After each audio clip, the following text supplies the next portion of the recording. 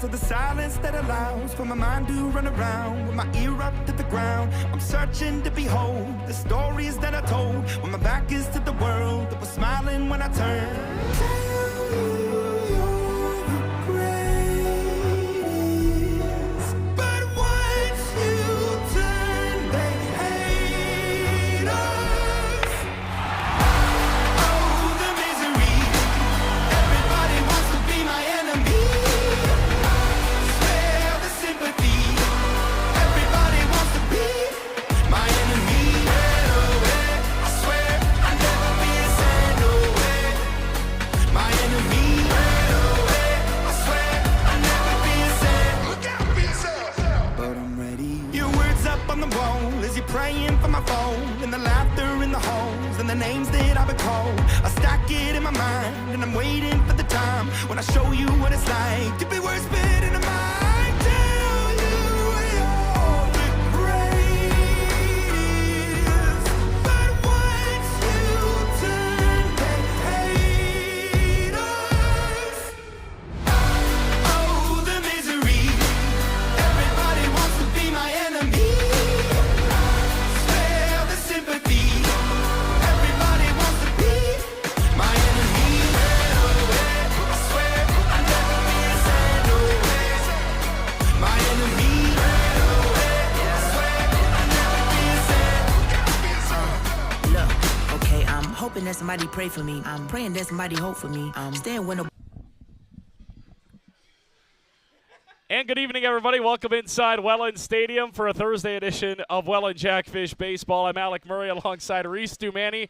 A little technical issue there for a moment. My ears were bleeding a little bit, yeah. But we're back on track here, and we're getting set for first pitch here in Welland as the Guelph Royals are in town. CAA packed the park night here in Niagara as the Welland Jackfish looking to continue this win streak that they've got on, catching fire again 3 straight. Yeah, like this place needed any help getting any fuller. Absolutely. But, Why not? yeah, no, they're looking to keep it rolling. You're absolutely correct. It's been a nice streak of 3 straight wins for the Jackfish. They capped it off with a nice victory in Brantford on Sunday, and now you've got 4 in a row this week to just continue it and potentially get it to 7. So, yeah, with a ton of fans once again in attendance and warm weather, it's going to be a great night. Sebastian Rodriguez, Jose Dominguez is your pitching matchup here tonight for the Guelph Royals and Welland Jackfish. Jose Dominguez has been outstanding at home and on the road. He's had a phenomenal season thus far. Looks to continue that, Reese, tonight. Been a little bit of a shaky season for Mr. Rodriguez on the other side of things. A 6+ ERA he's pitched to this season. Looking to turn things around here. Yeah, and it's not going to be an easy night, that's for sure. The Guelph Royals, a team that kind of hovers around 500. They're under 500 right now, but a team that's kind of got to get on a roll here as the season moves along throughout July. And yeah, for Jose Dominguez, he's been awesome. You're right. It's been mostly at home here, which is a nice luxury. Yeah, absolutely. But, absolutely. Yeah, a guy that just pounds the strike zone, makes you put the ball in play. You know, he's not afraid to get plate, and by that I mean it's quality strikes. They're quality locations on the plate. It's not a get-me-over fastball, not a get-me-over curveball. It's quality strike throwing. So, it's always exciting when you can see his name pop up on the scoreboard when we're starting to get prepared. So he's a great guy to watch, a fun guy to watch, and the fans are going to be in for a treat tonight. This Welland Jackfish offense back to life. A big win in Brantford on Sunday following a big win here on Saturday. Really, really nice to see that offense clicking, and it's all from the top of the order. Gio Morello has really sparked things here in the last few games. Yeah, he was awesome. He was a nice welcome back to the lineup. You know, there's just something missing, whether the Jackfish are winning or not. There's just something missing when Gio Morello's not in the lineup and he's not patrolling center field. So he had a nice welcome back to the pond from the faithful here. He's a guy that energizes a team both on and off the field. So Gio Morello has been a really nice staple to have back in the lineup in that 2 spot. Wisner's there. Pio Boucher, again, this will be game 3 in a row, I believe. Game 3 or 4 in a row, we're going to see him in the 3-hole. So, yeah, 1, 2, 3, Wisner, Morello, and Pio Boucher. That's been a nice trio to kind of kick the offense every single night. No Ethan Hunt in the lineup tonight for the Welland Jackfish, so a flurry of changes on the defensive side of things. That'll move utility man Mateo Porcelano will move over to third base, shifting Austin gone back to first base out of his DH spot from the last couple of games. And then into that DH spot will go Grayson Barrett. And then a switch on the infield as well defensively. Brandon Luther gets the start at short. We saw it in Brantford, and we're seeing it again here now today as Luther will start at short. Jonah Weisner will start at second base. Just a little bit of a shakeup on the infield for Welland. Yeah, something I wouldn't say was needed, but yeah, it's something, give yourself options, right? You got to, throughout the season, you have to figure out who can go where. Guys still work in this league, right? You still have a working man's, group in the IBL, so there might be nights where one guy can't be here or can't go, so you kind of have to see what your options are. So I like the shakeup. Both guys play really well. They have a nice chemistry up the middle, so I don't think there should be any slip-ups or mistakes at all. Quickly, keys to the game before we go down to the anthems. Yeah, for Guelph, I think you have to limit the mistakes. A couple mistakes hurt them on Tuesday against Chatham in a 5-1 loss, so I think that's big for them. And for the Jackfish, I think just continue to put together quality at-bats back to back to back to back. There's no real need to change the lineup. Obviously, Hunt not in it, but the quality at-bats, I can't stress that enough. Putting the ball on the ground, giving yourself a chance to have success at the plate. Let's head down to field level as we get set for first pitch here at Welland Stadium for the national anthems here in Welland.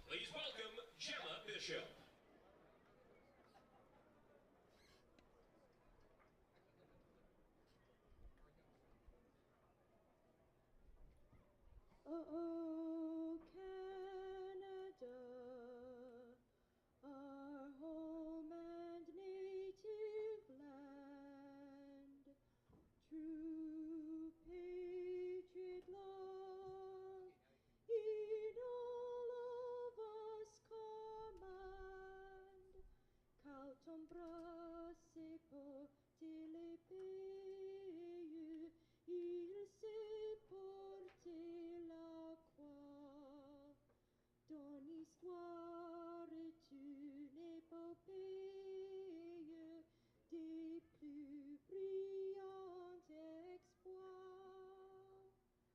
God keep our land glorious and free.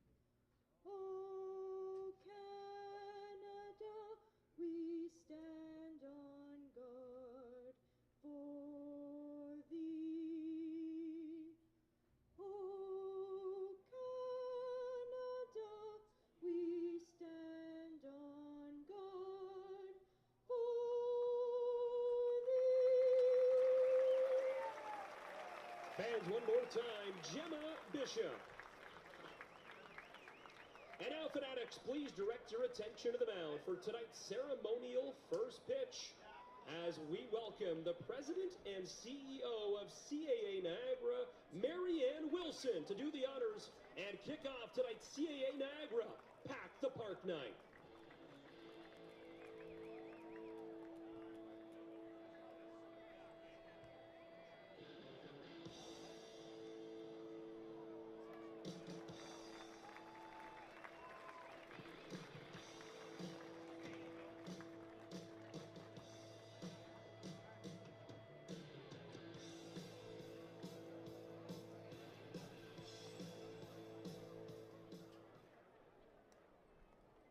Well, good evening, CAA members. I just want to take a moment to thank all of you for being such wonderful members, and a few thousand of you represent 160,000 households that we have here in Niagara. So enjoy the game, and thank you again.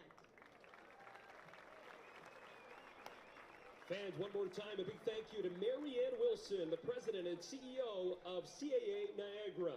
And now we head down to the Director of Fun, Ryan, with tonight's Play Ball Kid. Alrighty, Fanatics, Oliver and Ashton here to get this party started on 3. 1, 2, 3. Play ball, here we go. Showtime.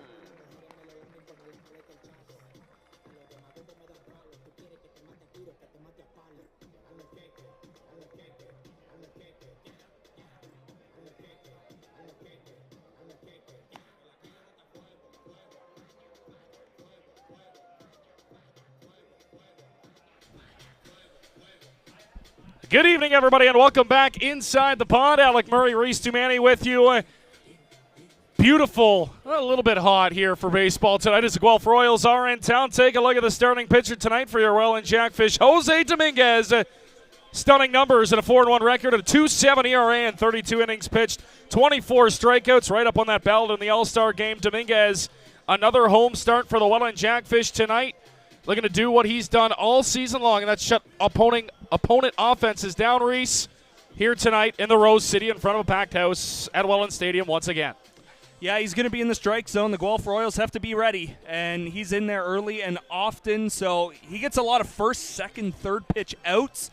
He's very efficient, so we expect 6, 7, 8 innings every single night from him. Let's take a look at the defense for the Welland Jackfish here tonight. It'll pop up on the screen for you momentarily. There it is. Much of the same. P.O. Boucher will start in left field. Gio Morello in center. Brendan Hupe in right, rounding out the outfield. It'll be Mateo Porcelato over at third. Brendan Luther at short. Jonah Weisner at second. As we mentioned, the swap on the infield. Austin Gom gets the start at first base. Jose Dominguez will pitch. Robbie Mullen will catch. That rounds out your defensive lineup for the Welland Jackfish, and the first pitch is in there for a ball. 7:16 first pitch here in the Rose City. Let's take a look at Guelph offensively here tonight. J.D. Williams on the ground. Luther bobbles it, picks it up. Throw to first is not in time. He beat it out. And J.D. Williams with an infield single, probably an error on Luther. Not a great start over there at short, as the Royals have the leadoff man aboard. Let's take a look at the Guelph Royals offensively here tonight.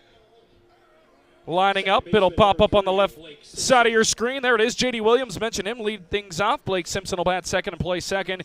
Garrett Takamatsu in the 3-hole. Liam Wilson will DH and bat fourth.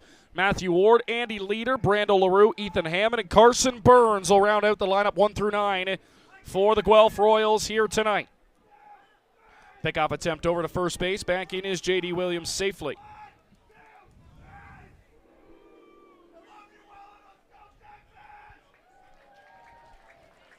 Coach getting them fired up early. On the horn early and often. Showing bunt and pulling back. And it's 1-0. Yeah, that's a tough early error there for the shortstop, Luther. And yeah, you're right.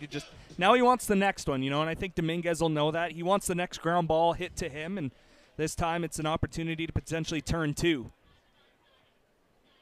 Third baseman in, as back pick to first base. In safely is Williams, always a threat to run. 2-0 now to Simpson, the 2-hole hitter. Yeah, Williams started and then stopped.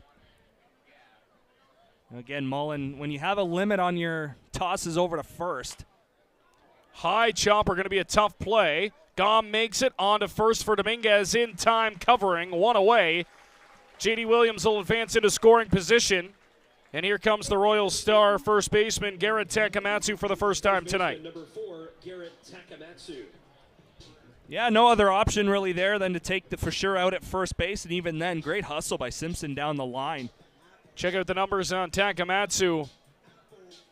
320 the batting average. 4 bombs go along with 19 RBIs on the season.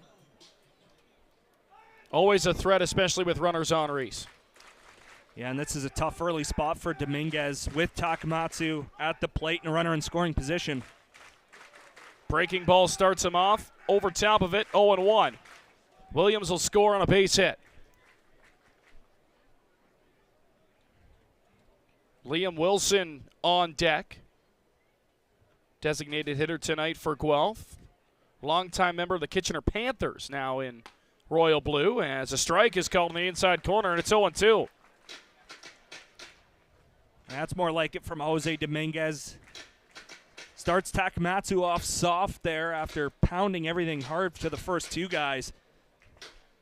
And then fires in a fastball to get himself up 0-2. Some time to play. Here goes Williams off to third base. Mullen in the dirt, couldn't get a throw off, and J.D. Williams is in with a stolen base. Now 90 feet away of the game's first run. Yeah, if Mullen even comes up with that cleanly, I think it would have been a little bit too late to get Williams. He had a really good jump at second base, and they say third base is a little bit easier to steal than second, and Williams showed it right there. and get a little bit of a bigger secondary at second base. You know, some guys not standing right next to you on the bag. 1-2 from Dominguez. On the ground is short. This will produce the game's first run. On to first in time is Luther. But an RBI ground out for Takamatsu, and Guelph 3 batters in is on the board. 1-0 Royals. Designated hitter number 45. Yeah, that error comes back to haunt the Jackfish there. Luther makes the play this time, and that'll be big for him moving forward. But yeah, that costly error to begin the ball game produces run number 1. An unearned run to Dominguez. That be it. As now with 2 down, bases are empty for Liam Wilson, the designated hitter. Wilson goes after the first pitch. On the ground to short. On to first is Luther in time. Inning over. That error does come around to bite the Jackfish in the butt, as J.D. Williams will circle the bases and come across to score the game's first run tonight. After half an inning here in Welland, it's Guelph 1, Jackfish coming up from the pond. Thank you, Spencer. And welcome back, Spencer, everybody. Making some noise for Spencer. We're here in section 107 with Zach. Zach hails from Vancouver, BC. He's here with us tonight for the very first time. And he doesn't know it yet, but he wants to become one of you. And the only way to do that, Fanatics, is... Here comes fisherman Frederica herself with an ice-cold Halifax cod. Zach, it's time to pucker up. You're going to become one of us real quick. Make some noise, Fanatics. He's about to make this happen. Do it. Yes. Welcome to the team. You're going to walk home with a Niagara College shift pack and an ice-cold pond water lager. Oh, yeah. Make some noise for our newest fanatic of the pond, Zach.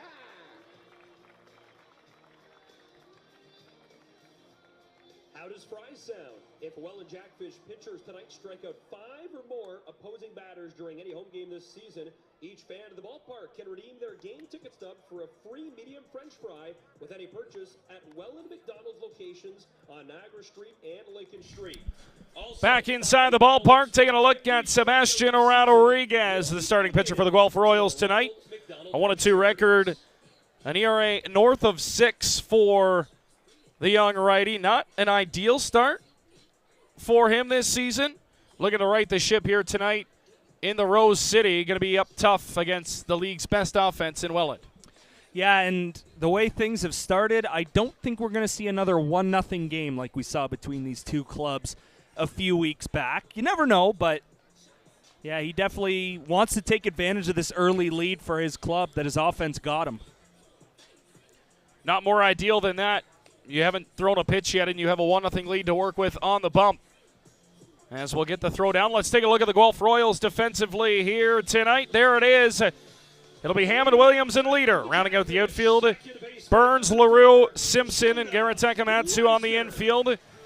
As Matthew Ward will do the catching, Rodriguez the pitching, Liam Wilson the DH. That is your defensive alignment for the Guelph Royals. And Jonah Weisner, here he is, leading things off for the Jackfish. Him and his .362 average, 5 homers, and 20 RBIs on the season. And he will get the first look at Sebastian Rodriguez of the Guelph Royals.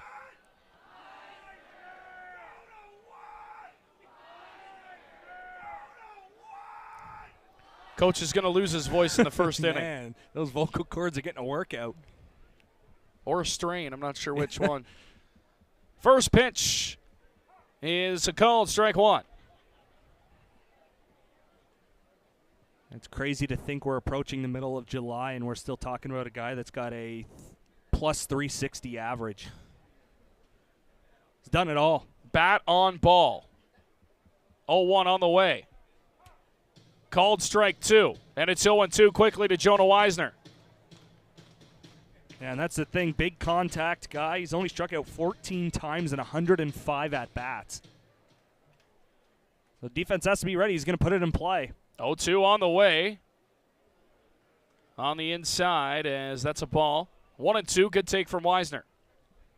So went outside, and then tried to cross him up and come back inside. Weisner able to lay off. Now Rodriguez will work into the 1-2. Weisner will foul it off and spoil.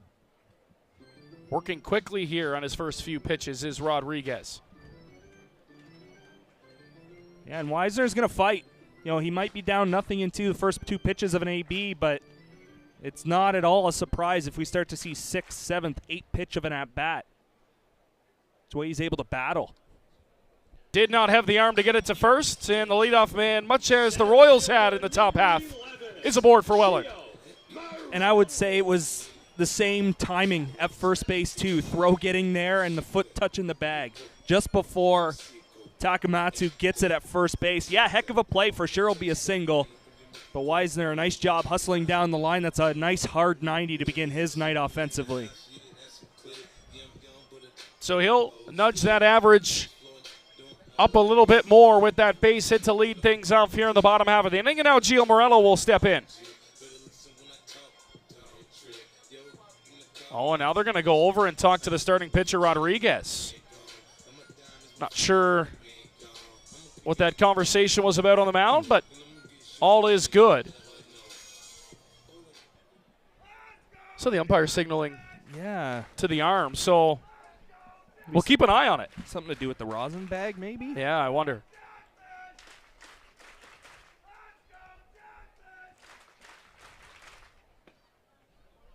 Outside for ball 1 to Gio Morello.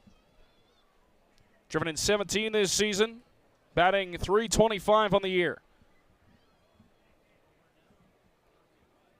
Coming off a great weekend last weekend. Looking to continue that here tonight. Morello attacks that one to center field. J.D. Williams will take a couple of steps over to his left and haul it in. And that's the first out here at the bottom of the first inning. Left fielder number 15. Yeah, after missing a couple, Gio Morello came back and didn't look like he missed a moment. Had a great Saturday, had a great Sunday. Again, it's just nice to have him back. 2 games feels like an eternity. P.O. Boucher will step in, bounding out of the 3-hole here once again tonight. Jackfish left fielder. 1 out, 1 on.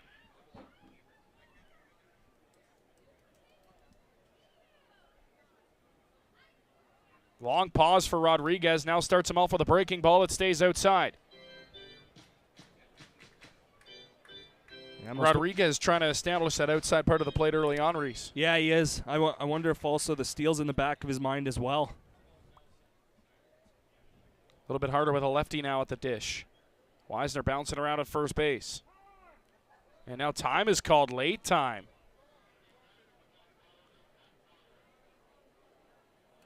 Boucher will reset.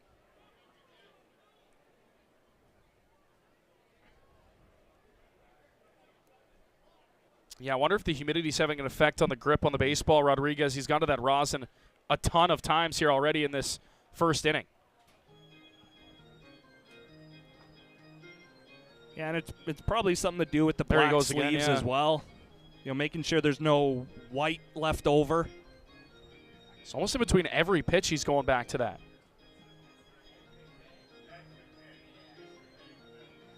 It's 27 degrees right now. Very humid day out, not much of a breeze. Clear skies, sun's out. As that pitch is inside 2-1. Yeah, it's toasty up here. It's probably the second game this year, I would say, where we've been like, okay, we got to get a fan going. Yeah, up it's here. a little bit toasty, absolutely. Yeah, and like you said, not really much of a breeze. Fans down the left side of the ball diamond are perfectly fine. The ones on the right side are right in the sun. There goes Weisner. Taking off for second base. Throw down's a good one, not in time. Weisner gets that hand in just in front of the tag, and he's into scoring position. Yeah, that's a really good jump from Weisner. Timed it really nicely. Got himself a few pitches to learn from there. Rodriguez trying to switch up the timing as well. You saw a couple of long pauses, but Weisner a nice jump and able to get that hand in there just ahead of the tag. So Weisner now at a scoring position with less than 2 outs, and Boucher in a 3-1 count.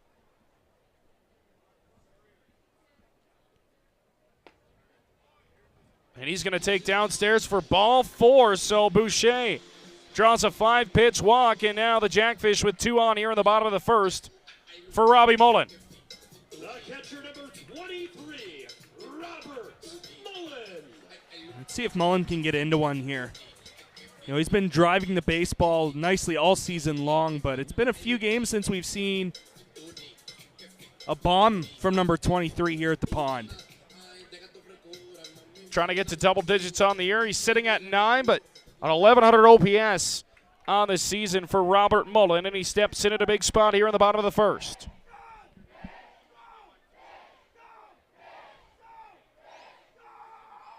Mullen's seen that batting average sink down to below 300 for the first time seemingly this season. As that first pitch, Robbie maybe thought was inside at a chat. 0-1 though the count. He's starting to see a lot more breaking balls first pitch from Absolutely. every guy in the league. Especially to Mullen.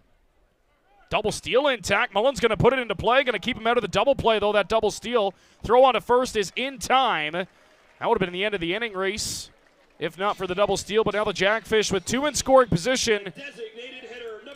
And 2 out. And Grayson Barrett's going to have to come through here.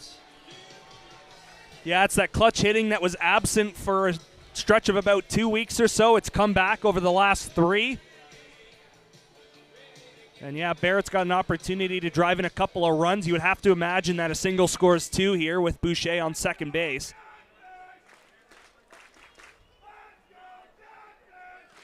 All right. First big at-bat of the ball game comes with 2 on and 2 out in the bottom of the first, and another off-speed pitch to start out a hitter from Rodriguez, and it stays outside for ball 1.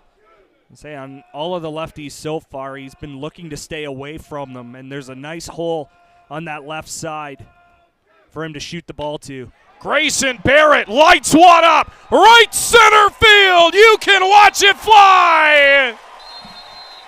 A 3-run towering drive from Grayson Barrett on the second pitch of the at-bat, and he sends it out. A 3-run shot, in the Jackfish have a 3-1 lead in the bottom of the first. Who needs to shoot it to the left side when he can just hit bombs to right center field? That was destroyed.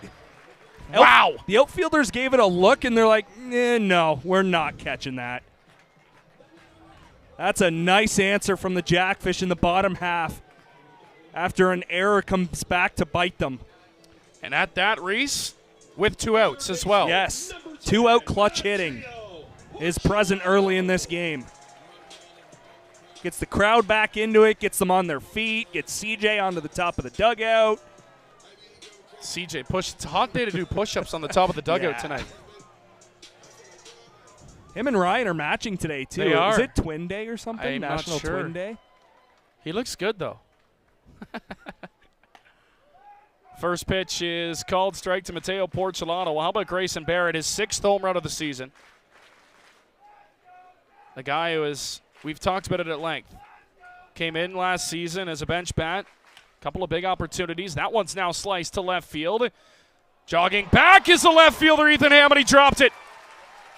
Porcelano's into second base. That ball kept slicing and slicing away. Hammond, it was in his glove and out. It's going to be a double for Mateo Porcelano, and the drumbeat carries on here in the bottom of the first. Back to Grayson Barrett, though. We talked about him. Last season came up clutch a couple of times off the bench. This time, a more full role defensively, and it's a DH, and boy, has he been so underratedly good for this Jackfish lineup. Yeah, when you can have someone with that type of power hitting behind Robbie Mullen, you make pitchers have to pitch more in the zone to Mullen. And if Barrett can show off that power on a consistent basis like we've seen throughout this season, then that just makes this lineup so much better and so much more of a power threat, having him protect Mullen. First pitch to Guelph is a called strike. So getting to Sebastian Rodriguez here early in the first inning, and you mentioned it. We weren't going to see a 1-0 game tonight. Just had that feeling tonight, Reese. And well, look at this. We got a 3-1 ball game. We're not out of the first yet. It's a track meet early on. Guelph guessing on the second pitch, and it's 0-2. If you're Rodriguez, you go even further out. Absolutely. Yeah, 0-2. You put that ball in the left-handed batter's box. Got to shorten up now. Porch at second. Guelph in the hole 0-2. Rodriguez trying to escape the inning. with no more damage.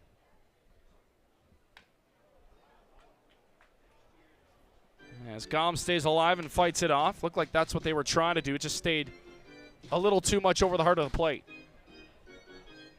And how big would it be for Gom to pick up an RBI here? Again, Porch has the speed, single, score him. But I think that'd be huge for Gom in this spot right now if he can find a way to get the ball to the outfield and get himself a run driven in. 3 straight breaking balls. You gear for a fastball here, or do they go back to it? I think you go back out. They go fastball Okay. inside, and it's 1-2. Yeah, I just think he wasn't really close enough to timing that breaking ball up well. And No reason to speed the baseball bat up. yeah. Yeah, you know, you still have the luxury now, 1 and 2, to still go as far out as possible. Got him on the fastball, back inside, swing and a miss. Gom strikes out to end the first inning. Not without a bang. Grayson Barrett, a 3-run blast to give the Jackfish the lead after 1. 3-1 Fish as we head to the second. Presented by TurfNet Sports Supply. We now head down to the Director of Fun with all the action. All right, Fanatics, welcome to Thursday night. Are you ready? I love to hear it. We got Shannon and Allison versus Ryan and Chris for a little balloon smash. Here's how this works. Your partner brings down a balloon. You got to break it any way you can without your feet. You all know what that means. Once all 3 are popped, winner takes home 30 minutes on our indoor golf simulator, courtesy of TurfNet Sports Supply. My man up there. Ready? Fanatics, are you ready? No. It's Thursday night and you're full of pond water. I said, are you ready? On your mark, get set, go! First balloon. Hope they don't break the chair. Here we go. Yeah, there's one. All right. Here we go. Balloon number 2. Make some noise. You need some encouragement. That's better. All right, balloon number 2. Here we go. Wow, gentle. All right, last balloon. Here we go. First to pop wins. Make some noise. Here we are. The winner is Daniel. Congratulations. Welcome home with gift certificate to TurfNet Sports Supply. Thanks. One more time for our contestants. We will be back. We are pleased to announce that the Welland Jackfish at the Pond is a licensed entertainment venue. Visit the bait shop concession stand or the new Miller Lite dugout located on the third base side and enjoy ice cold towel boys tonight. Please drink responsibly and respect the rules and help us maintain a positive atmosphere for each and every one of our Welland Jackfish fanatics. A reminder that 50/50 is brought to you by Crime Stoppers of Niagara. Make sure to look out for their volunteers walking the concourse and purchase your tickets. The draw will take place at the end of the 7th inning. Leading off for the Royals, catcher number 10, Matthew Ward.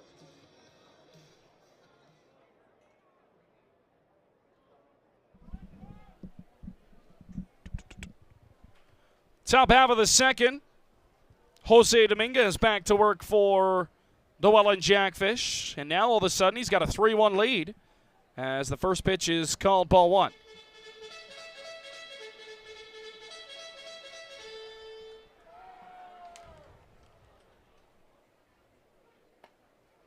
Two and 0. Dominguez has gone to the catcher Ward. That's a couple of hitters so far through the first inning plus for Dominguez where he's fallen behind. 2 balls and no strikes. Again, just very uncharacteristic.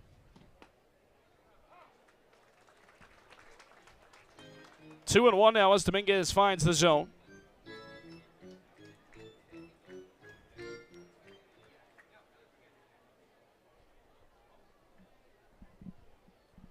I mean, that one is going to be flared off into right field. We just got some news from Hamilton as Jonah Weisner out to make the catch. We could call it breaking news. We could call it breaking news, Yep. actually.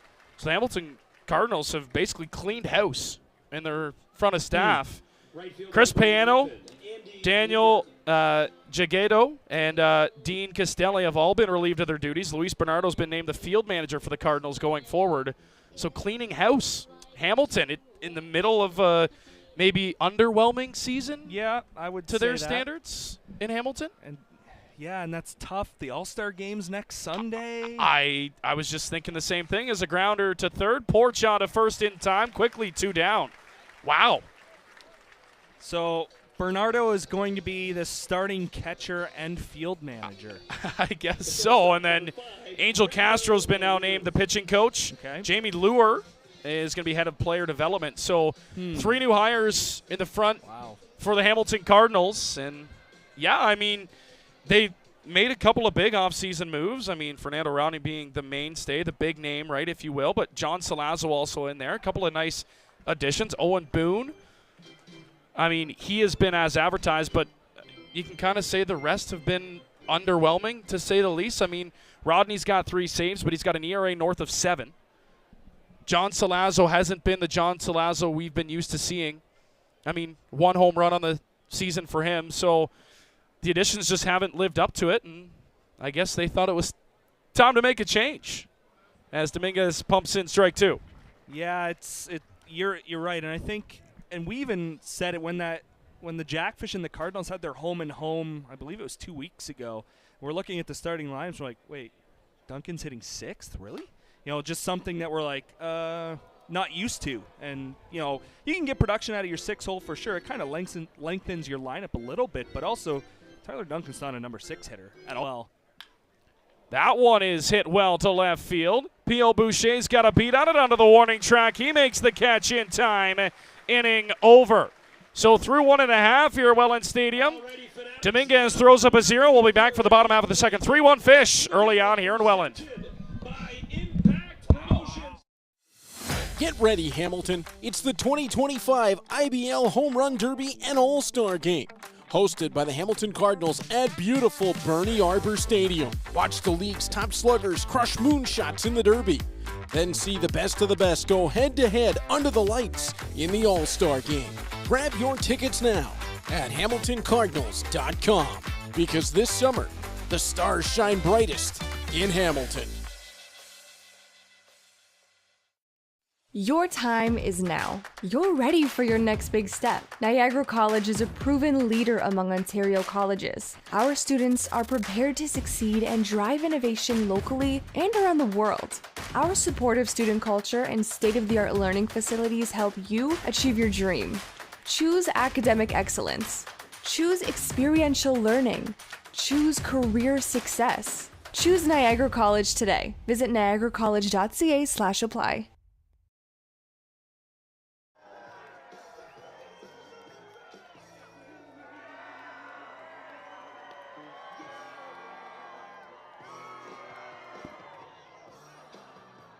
If you want to be the fan of the game and win 4 2025 Flex tickets and a Giant FM t-shirt, you got to be the loudest and craziest fan here at the pond tonight. So all night long, make some noise. If you're ready to party with your group, ball team, or birthday party, you can join us at the pond. Visit fan services tonight at the front gate or wellandjackfish.com/groups for more information.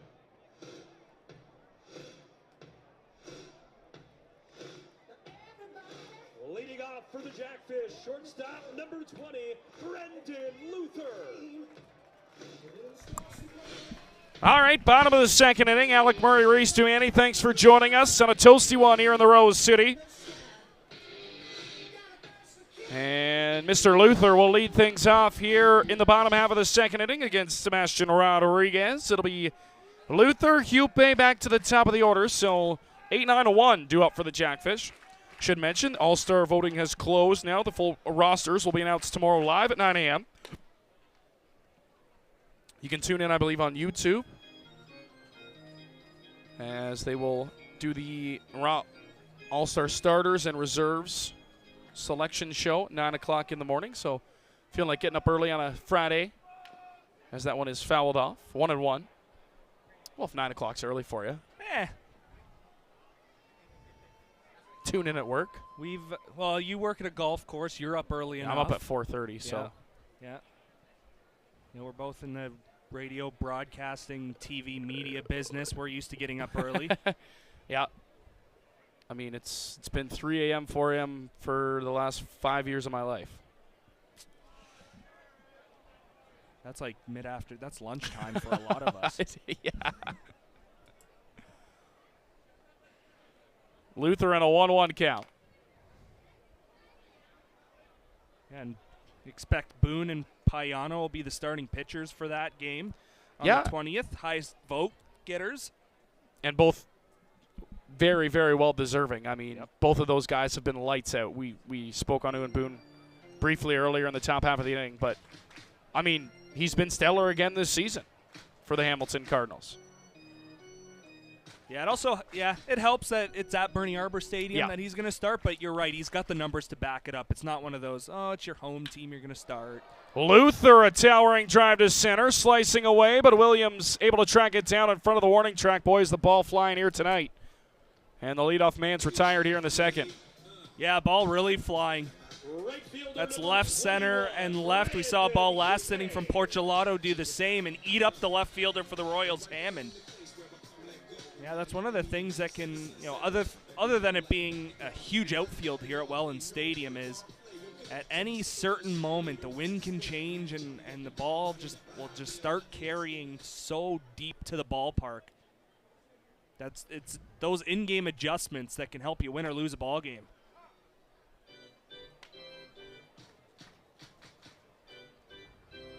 You know what? I would say with the 8-hole being a touchy subject in Welland, it hasn't been kind all year.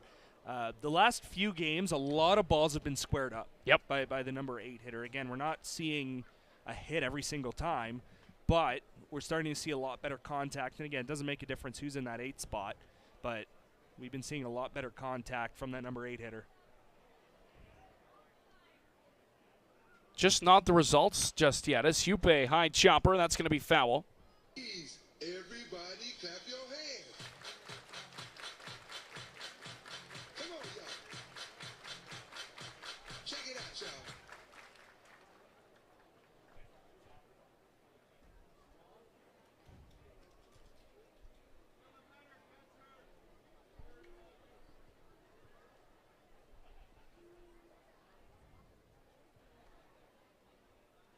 0-2 to Hupe. Got him swinging in the other batter's box, strike 3. So quickly 2 down here in the second. Nice start of a bounce-back inning for Sebastian Rodriguez. And he gets the top of the order once again as Jonah Weisner, who's 1 for 1, will step in for the second time tonight.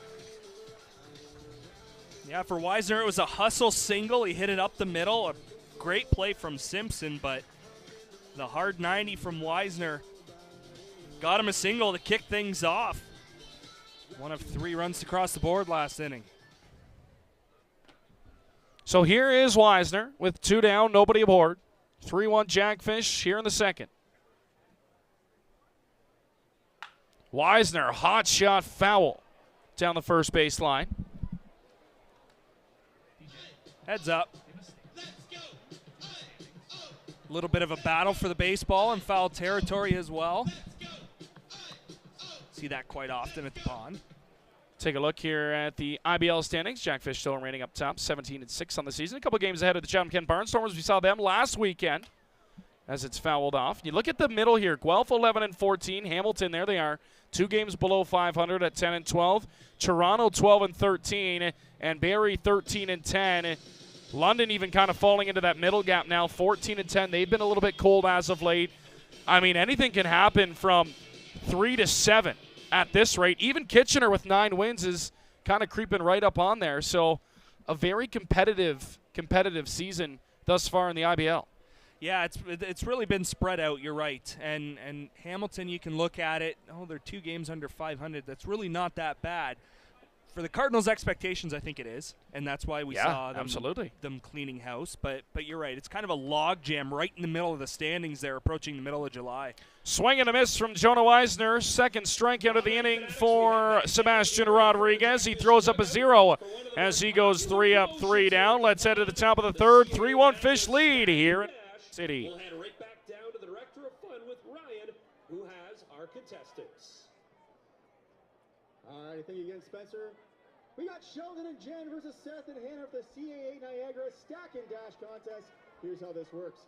When I say go, you take off, come down, grab a donut, bring it back, stack it on your partner. Once all 4 are stacked, you bring it on back to me at the finish line. First team across the line wins $25 to BD's courtesy of CAA Niagara. Fanatics, question. Are you ready?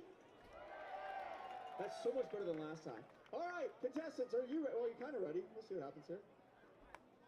All righty, they're getting ready here. On your mark, get set, go! They're off. First donut, here we go. Uh-oh. I didn't say to stop cheering, people.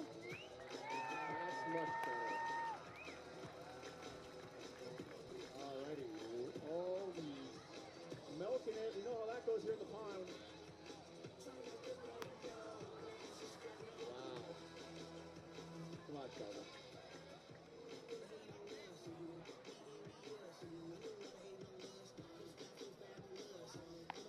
All right, last order for Sheldon. Here we go.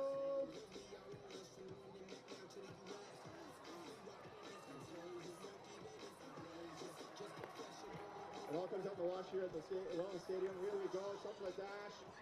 And she's got it. Yes! Take that, Sheldon. All right. Well, it's a landslide here. Congratulations, Seth and Hannah. Welcome home with $200 of BB's courtesy of CAA Niagara. Fanatics, one more time for our contestants. Aren't they great? We will be back. Fanatics, if you want to wear what the fish wear, visit the new tackle box on the first base side of the stadium or online on your phone. Right now, visit shop.wellandjackfish.com for all your Fanatic needs.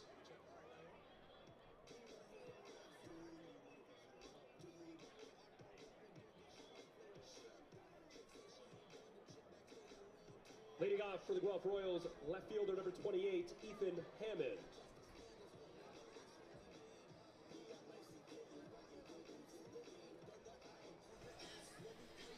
Top of the third, Ethan Hammond will lead things for the Guelph Royals. Hammond batting .220 on the season. Goes after the first pitch. Weak ground ball to Weisner. He's got it on a first in time. One pitch, one out for Dominguez in the third.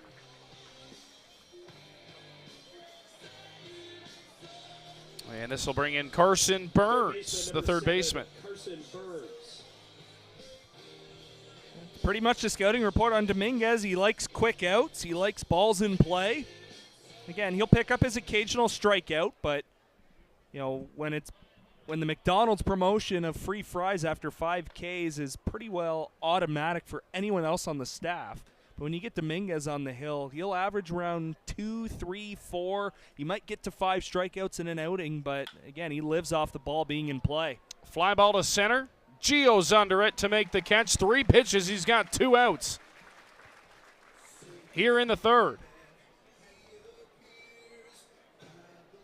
There's kind of been a mix of everything as well. No Ks, but JD Williams. he's gotten 1, 2, 3, 4, 5 ground balls. He's gotten 3 pop-ups.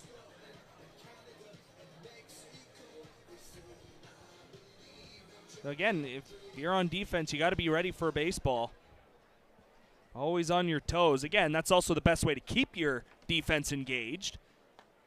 Breaking ball to start him off with a strike. Back to the top of the Royal order here as J.D. Williams gets his second look. Williams reached on an air to lead off the ball game. Ended up coming home on a RBI ground out by Takamatsu. Williams going to slash one through the right side. That's a base hit. So he's on base for a second time tonight, and that'll continue the order as Blake Simpson will get a shot with a man on. Yeah, sharp single early in the count. Blake Simpson. Now, Weisner has great range, but that ball was hit way too hard, even though it was a couple of feet away from him. So Williams also a stolen base threat. He stole third base back in the first. Just got to be careful. He can take an extra 90 feet. Big cut and a miss from Simpson, 0-1. We saw Mullen back pick once or twice in that first inning as well, so got to be prepared for that. Williams always a threat to steals. Got great wheels at first. Trying to leave number 4 on deck. That'd be ideal. That's going to be a wild pitch that gets by Robert Mullen. Williams will take second, and he's in a scoring position again.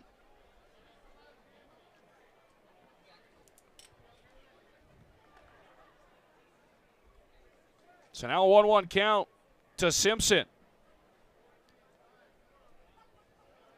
You'd love to see Mullen get down on his 2 knees and try and block that baseball. He tried to go for the backhand, just unable to pick it out of the dirt. Dominguez comes in with a 1-1, cut on and missed, and it's 1-2. This would be a great time for one of his few strikeouts. Yes. Right here. Absolutely. I mean, he's got him on that same pitch twice in the at-bat. See if he goes back to it. Dominguez trying to strand J.D. Williams at second. Here comes the 1-2 on the way. Just missed outside. Able to hold off that time on it was Simpson. I'm curious if they go back there again. We'll see where Mullen sets up. But again, you still have 1 pitch to play with. Right off the end of the bat. 2-2, the count will remain. Good battle here, Simpson and Dominguez. And he did try to go right back to it. It's a couple in a row. Wouldn't surprise me if they sped him up. Dominguez has had that breaking ball off speed. Working well early on in this one.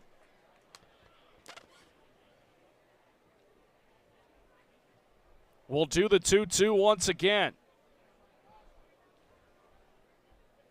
Here it comes on the way. High chopper, and it's going to stay foul. So in battle mode now at the dish, Blake Simpson. Ground out victim back in the first. Yeah, this is a heck of a battle. He's trying to drive in a run, get his team back within 1. And then you've got Jose on the mound just looking to get his offense back to the plate. It'll be 2-3-4 due up for the Fish. Ground ball to second. Wisner has it. On to first. Is in time by half a step to get Blake Simpson. Oh boy, it was almost another blunder in the infield for the Jackfish. Wisner stays right with it. And Dominguez throws up another scoreless inning. We enter the bottom of the third. 3-1 Fish on top. Ryan, as always, take it away. All right, tonight's I'm here in section 106. This is so bad. What if somebody sees this? We have to get rid of this. Oh! Oh, I've got some ideas. At Penn Financial, our advisors can help you clean up the mess and make sense of your finances. Whatever your financial secret is, there's no judgment on our end. Don't live in financial stress. Come to Penn Financial. We'll help you clean up the mess. Let me into my zone. Please don't let me into my zone. Let me into my zone. Let me into my zone. Let me into my zone. Please don't let me in. Yeah. Can't answer my phone now. Just leave it there, that tone. Ballin' can't beat me up, cause I'm back in my zone now. Cause I'm back in my zone now.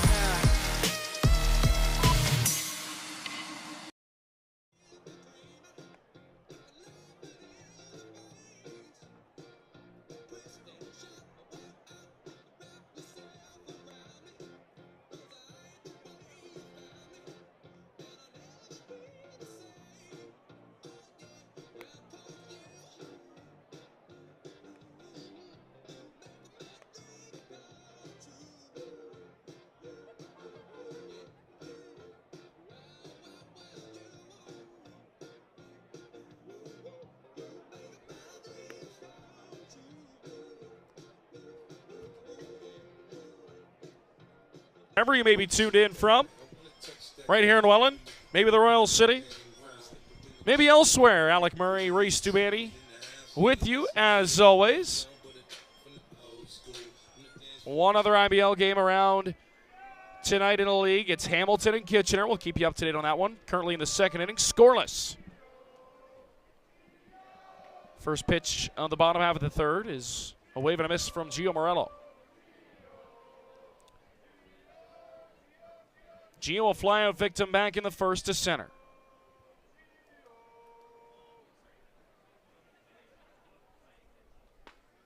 Comes up empty on another swing, 0-2. That Kitchener-Hamilton contest, You know, that's two teams that got to start getting going. That's an interesting one, Reese, too. Yeah. Yeah, you mentioned Kitchener when we pulled up the standings there, that they're right there. They can kind of see the door creeping open a little bit, that they can start to join the group of teams in the middle of standings. Looking for win number 10 on the year tonight. That would match Hamilton. Yep. Yeah, that's a big game here in July. I mean, realistically, two teams that we didn't really hit hard enough, takes a couple too many bounces, and combined with the speed of Gio Morello, that's an infield single, but you executed nicely on the mound. You just a tough result.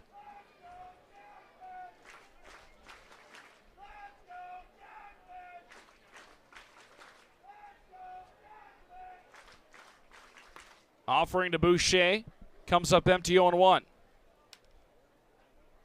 And something I'm noticing throughout all this being inning number 3 is whenever we've seen traffic on the bases here for the Jackfish, Rodriguez, you know, he's in such a groove and a rhythm with nobody on, and it's expected, but when you get runners on base, he really slows it down. Like, there's a huge difference.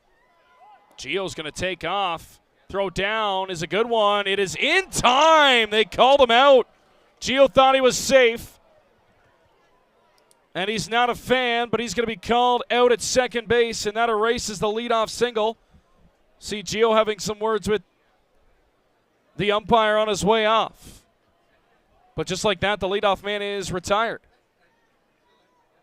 And I think Gio was saying that he got that foot in at the back of the base before that tag came in. Again, we're up here. We don't have the best angle on the play.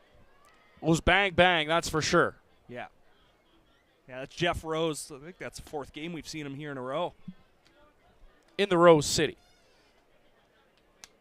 Think they do that on purpose? I don't know. There's no way, but that's just me talking.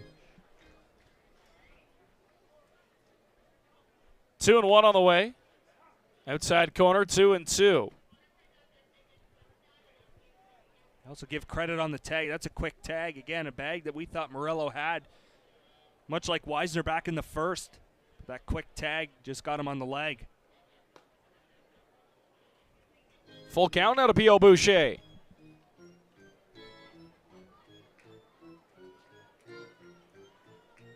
You're right. It just changes the shape of the whole inning on both sides. You know, again, you execute a good pitch, but it results in an infield hit, and then your catcher picks you up by throwing him out at second. And then they walk Boucher for the second straight time here tonight.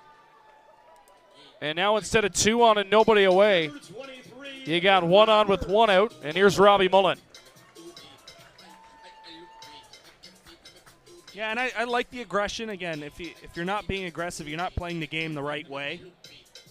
But you're right, it's a tough break. You have second and first, nobody out. You've got your power-hitting catcher coming up, and then after him, you've got the man that put all 3 runs on the board so far.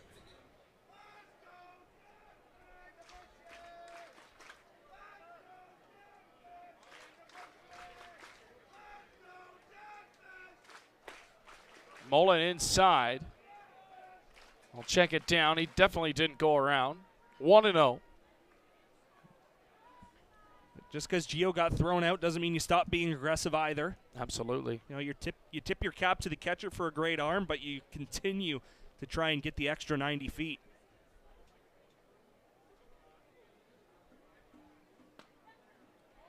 Two and 0 to Mullen. Ward tried to bring that one back in, but just off the plate. And now you've gone 2-0 to a guy who's always got the green light in a really good hitter's count. See what he gets here in a 2-0. Rodriguez has to be careful. Comes up empty. 2-1.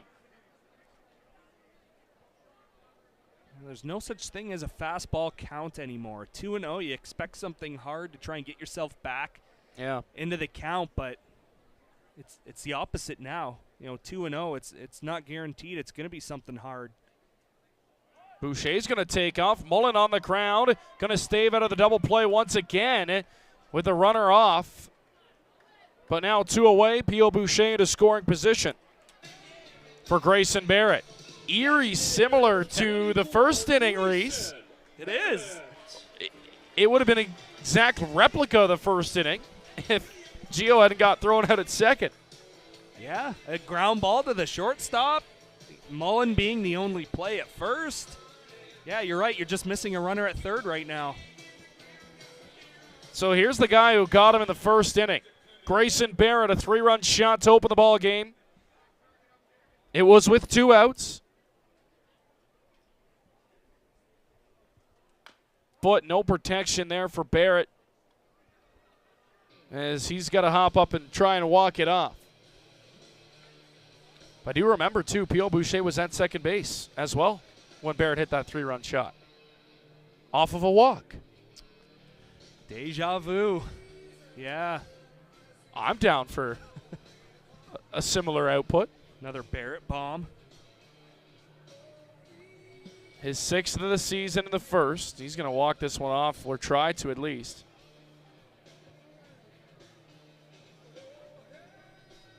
Gives the okay to the home plate umpire. And seems good to go now on an 0-1 count.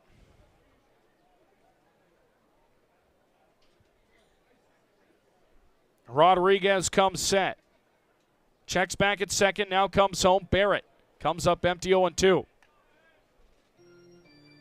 It's another breaking ball. It's a great pitch location from Rodriguez, dipping away from the batter. Yeah, and Barrett looked like he wanted to do damage on that pitch again. But yeah, just great execution on the mound. What does Barrett see in an 0-2 count?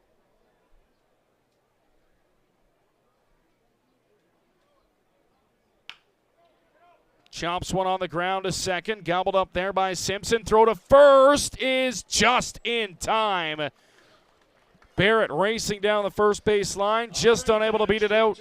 And that will end the inning. Let's head to the top of the 4th. 3-1 Fish. All the scoring coming in the first inning as Guelph looking to get back even at the top half of the inning. For the director of fun with all the play-by-play. This is Nick, Evan, and Ethan for the Minor Brothers Undie Run. Here's how this works. When I say go, you take off around the infield, down towards home plate. Person across the line wins $25 to Minor Brothers. Get them ready here. Fanatics, are you ready? We'll work on that. Off your mark. Get set. Go, go, go. They're off. There we go. Woo.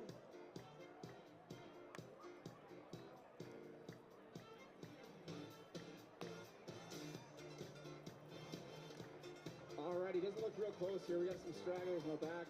But it all depends on the turn here, what happens.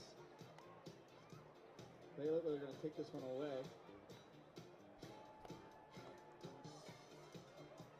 Oh, okay. A little detour.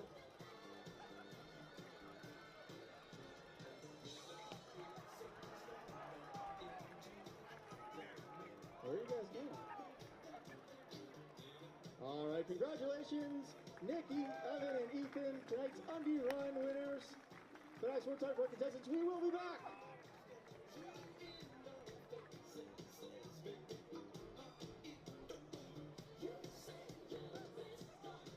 Fanatics, be sure to mark your calendars Saturday, August 16th. And join in on the fun for our annual cornhole tournament right here at Welland Stadium. Weenie Night is upon us at the pond, coming up on Saturday, July the 12th. Yes, that is this Saturday, 2 nights away. Make sure to get your tickets. 6:05 p.m. first pitch. $2 glizzies. I mean, does it get any better than that at the ballpark? Nope, not even a little bit. Make sure to secure your tickets. Limited time, limited tickets available for Saturday, 6:05. Going to be a good one down at the pond, as always. Did I hear cornhole tournament too? We're entering now, right? Are we? Broadcast team?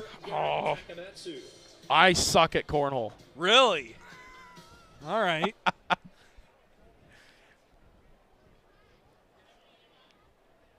That's all right. I'll recruit Brent. Spencer Tangay's here for the first time in a year and a half. We welcome him back, actually, to the media team. Frenchie over there on the far side.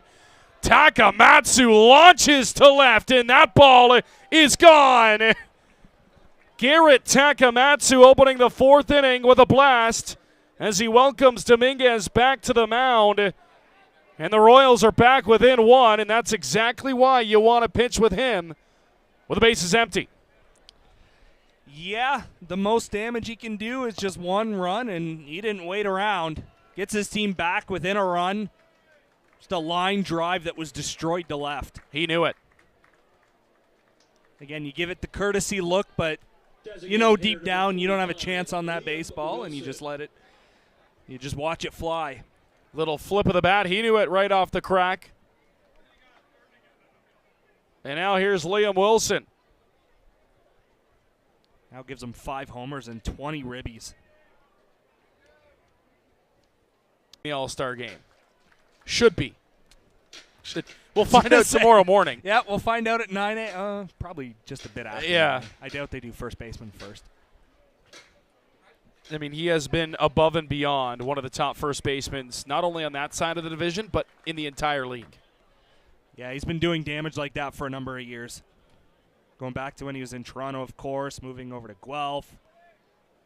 Again, another guy that just sells tickets. You know, whether it's Hastings here, the short drive to Jack Couch. Oh, that one comes in on Wilson and hits him. So not an ideal start to the 4th inning for Dominguez. A home run, a hit by pitch. The first 2 batters he sees, and that'll bring in the catcher Matthew Ward now with a runner aboard.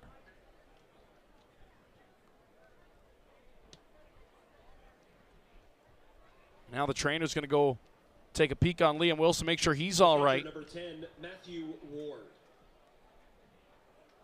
Yeah, just, you know, for whatever reason, those type of home runs can just rattle a pitcher, and he unfortunately catches Wilson, looked like on the forearm. But he's just going to have to refocus now. It looks like Wilson's all right. Just got to get back in the strike zone, get yourself a ground ball here, get 2 quick outs. You know, this has all the makings of being a big inning for the Guelph Royals, and they want to take advantage, but you got to limit the damage if you're Jose Dominguez. Ball 1 to Ward, the catcher. Batting a clip below 300 on the season.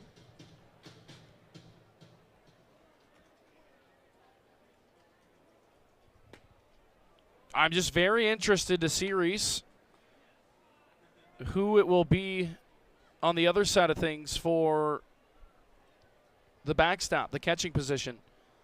I mean, you have the 3 best catchers in the league all lined up against each other.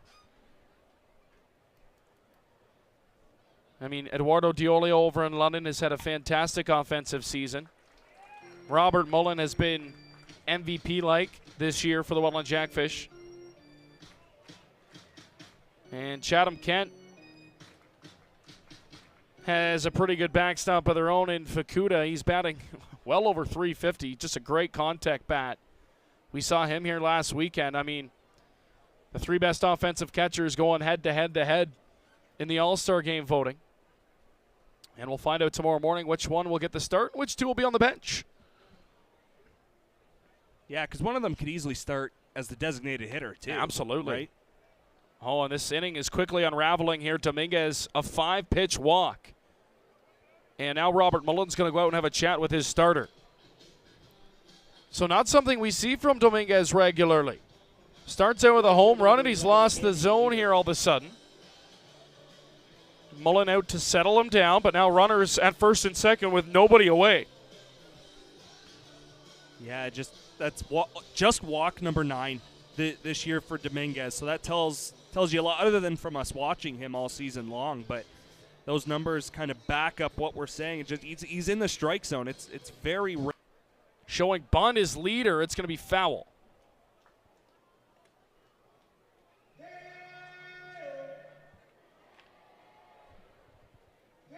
Yeah, they want to get that tying run 90 feet from home plate.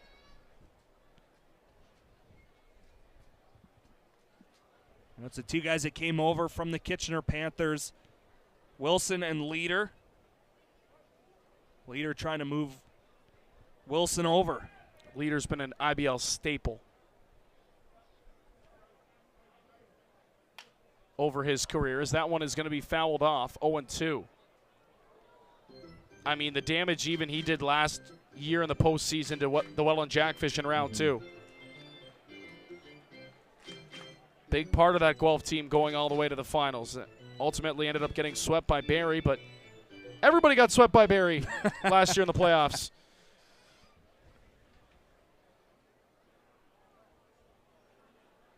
He was still part of one of the best, in my opinion, over the last 10 years, one of the best outfields in Kitchener. The trio they had at Jack Couch. 0-2 is downstairs. Not a lot of ground to cover at Jack Couch. And the first man retired here in the inning just got in on the hands of Leader. Wasn't able to get around on it. And his kind of sluggish season continues, not like Leader to have the season he's had this year. Been a tough stretch for him in Guelph, but again, he can flip on a dime and be an absolute game changer. Yeah, it's rare to see no home runs and 3 RBIs on his stat line. It just You're doesn't make kinda any like, sense. What? Really? You know, and again, it's just something simple there is maybe the hands aren't as quick as they were a few years ago. You know, just unable to get it fully extended on that pitch. And, you know, if that's a little bit more towards the barrel, that's gone. The way the ball is flying, Absolutely. That's 3 on the board for the Guelph Royals. So, you know, could be a combination of a couple of things. 3-2 ball game here. Dominguez trying to work out of trouble in the 4th. 2-0.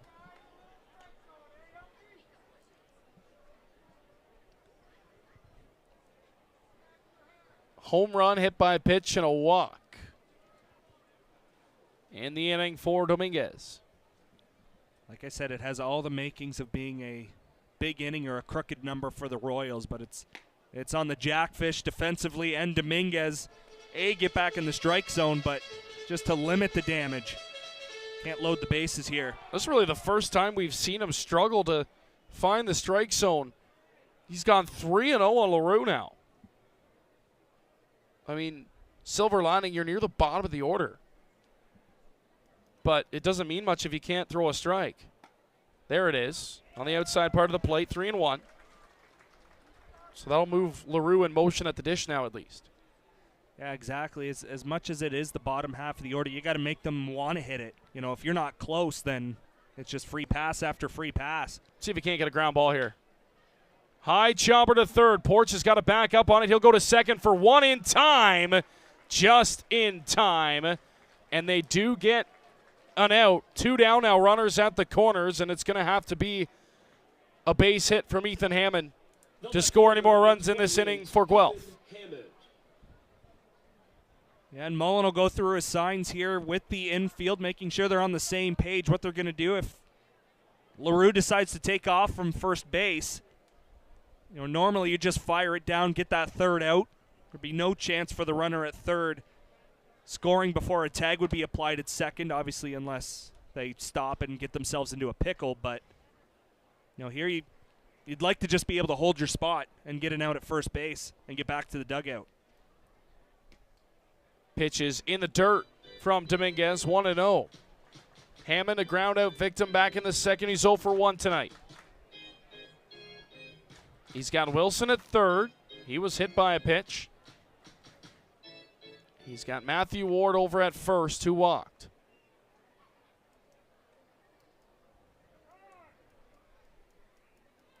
Check that, he's got Brando LaRue over there at first, who grounded into the fielder's choice. And now time is called. I'll reset in a 1-0 count. Taking off for second base. Mullen not going to throw down with a runner at third. 2-0 though now. Another batter. He started out 2-0 in this inning. Yeah, just uncharacteristic. I'm curious if he goes to the full windup now. It looks like he will. That stolen base might be better off for him. 3-0.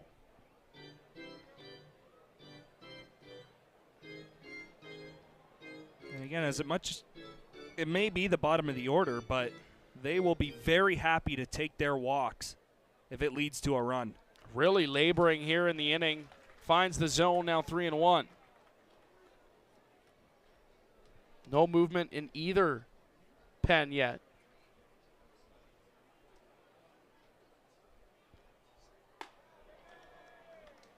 '56th pitch of the night is ball 4, so walks 9 and 10 on the season coming in the same inning. And now it's Carson Burns with a bases loaded and 2 outs. I mean, 32 strikes, 24 balls, not something we're used to saying with Jose Dominguez. It's usually low pitch counts, high strikes, low balls, and a lot of weak contact, like we talked about off the top. Trying to labor through this inning here. 7th man to come to the dish here in the 4th for Guelph. And he starts another man out, 1-0. And you do not want J.D. Williams to come to the plate. Absolutely, you don't want nothing to do at the top of the order in Guelph in this inning. He's completely lost it here on the mound, 2-0.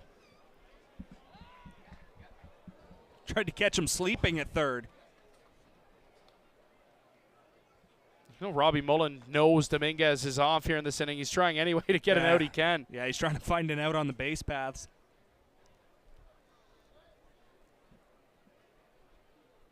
Dominguez rocks into his windup. There's a strike at the knees, 2-1.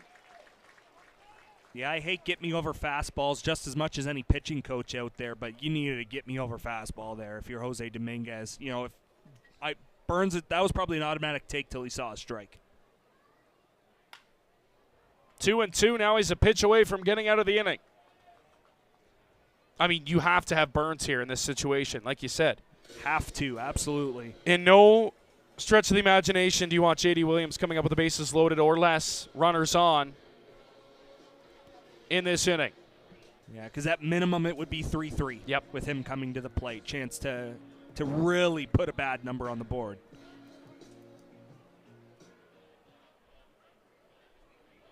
Two and two the count. Big moment here in this one at the top of the 4th. Here comes Dominguez pitch. He got him swinging. Strike 3, and what a time for the first punch out of the night.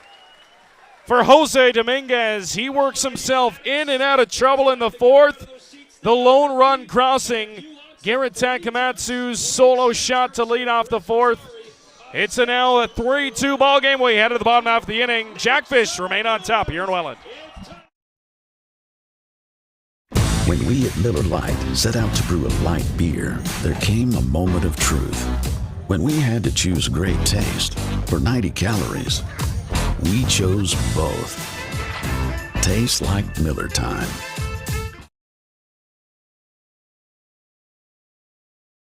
Did you know your dollar does more in Niagara with Penn Financial? And you get the same benefits and rates, except we get to know you better, like true neighbors do. Penn Financial, Niagara's truly local credit union.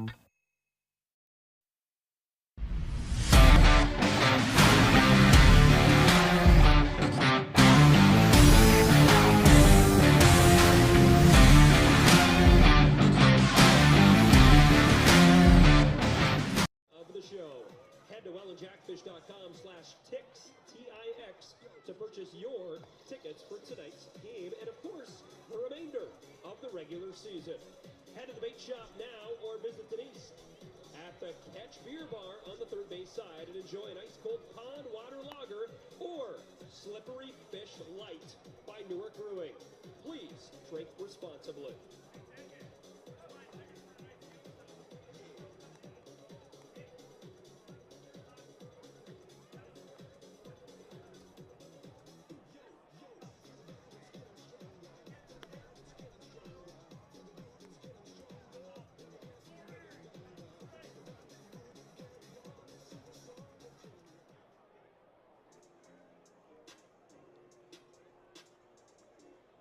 Leading off for your Jackfish, third baseman, Mateo Porcelato.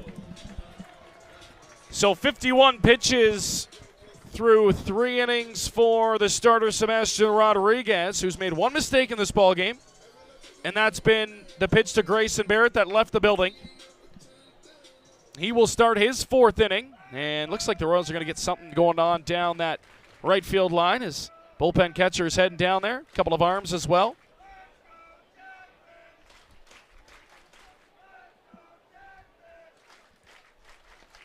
Like Nelson Mercado, Reese is heading down. Essentially 17, 18, 19. Yeah. King, Mercado, and Shell, along with Anderson Fenwick, who would do the catching. Looks like Shell's going to be the ball protector. So we'll see what we get down there, but definitely a shorter leash here on Rodriguez as he enters inning number 4. He's going to deal with Mateo Porcelano, Austin Gum, and Brandon Luther. 6, 7, 8 for the Fish here in the 4th. Porcelano's going to fire one into right field, base hit, leadoff man aboard for the Fish here in the 4th. In on his hands, but he got enough of it. Yeah, was able to get it into right field there, right center field, and it was a double in the 1st inning, but a guy that can easily turn a single or a walk into 2 bases. And you have to continue to be aggressive if you're the Jackfish.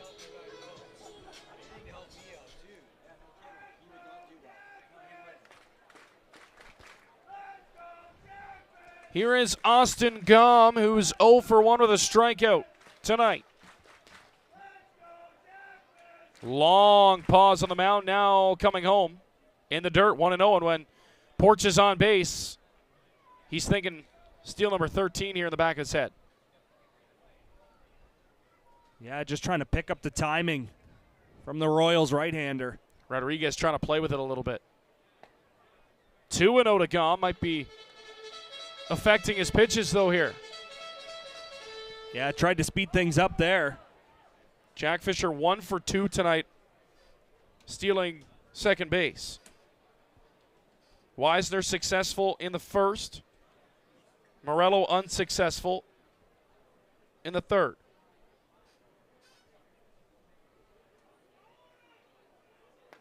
Three and 0 to Gum.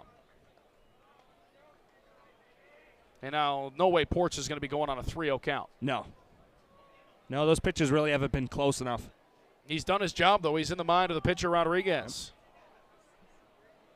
Yeah, the first couple of pitches, we saw him just hands on the knees, just trying to time things up. And then that last one, you started to see a little bit of jumping and movement there from Porch. 3-0 is inside a 4-pitch walk to Gum. First 2 have reached here in the 4th. And that's going to speed things up down the right field line. The shortstop, number 20, Brendan. Yeah, the bands are out. The sign of a pitcher getting loose. They love their bands.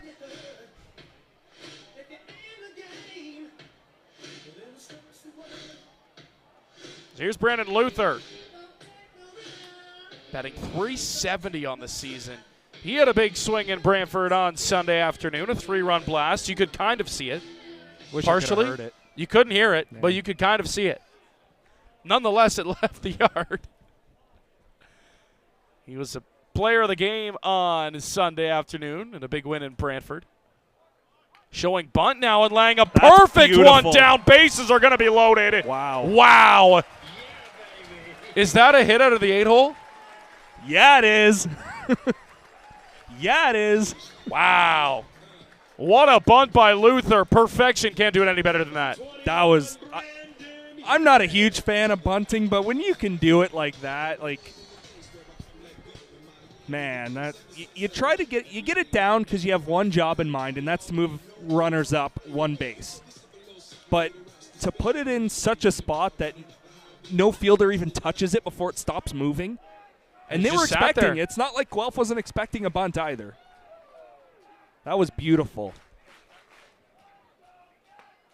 Hupe wanted to put 4 across the plate with that swing. 0-1. Yeah, we don't care how that number 8 hole gets a hit or gets on base. We don't care. All it took was a 370 hitter to get a hit out of the 8 spot for the Jackfish this season. On the board. Finally. That pitch is well outside. 1-1. If you're Hupe here, you got to be very picky. He's got nowhere to put him. He's got to come into the zone. And now, much like the top half of the inning, Royals have the bases loaded. Now Jackfish answering here in the bottom half. Yeah, and if you're Hupe, you got to remember how they put you away in your first at-bat. They just pounded those breaking balls into the opposite batter's box. So you're right, you got to be a little picky. In on his hands, dribbler to short, to second for one, back to first, not in time.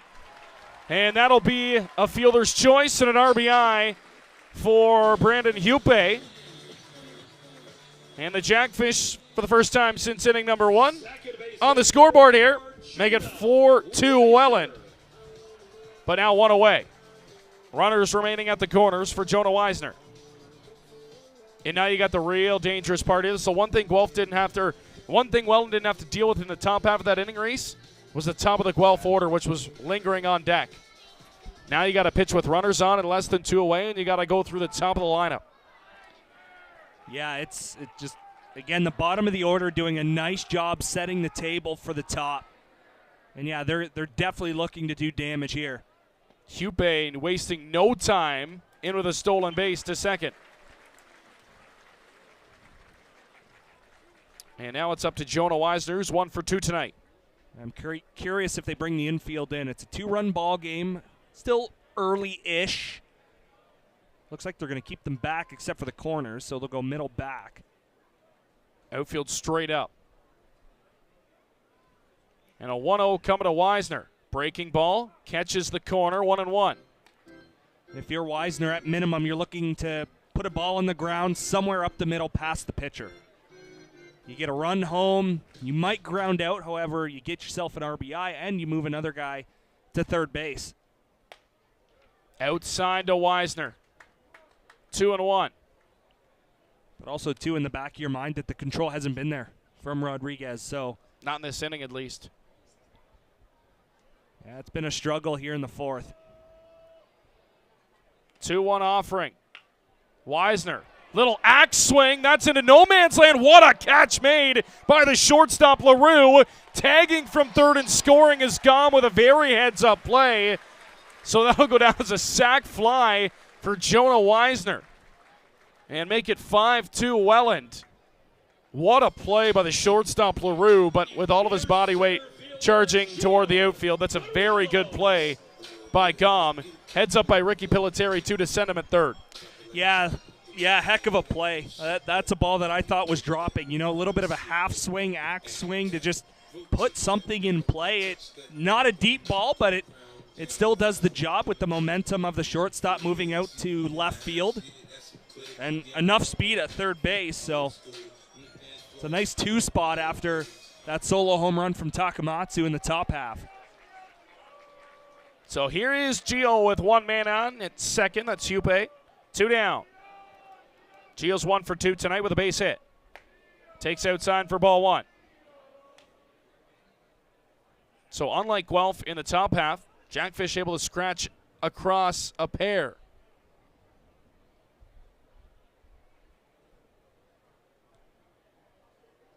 $5-2 ball game now here in the bottom half of the fourth.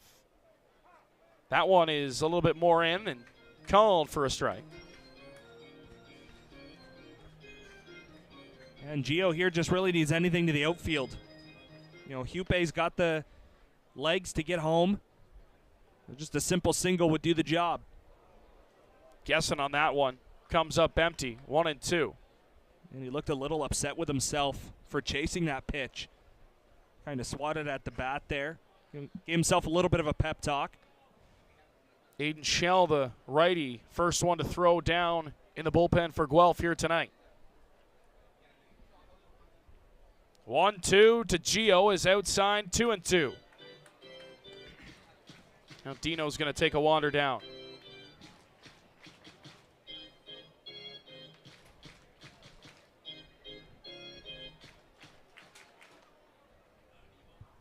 Two and two.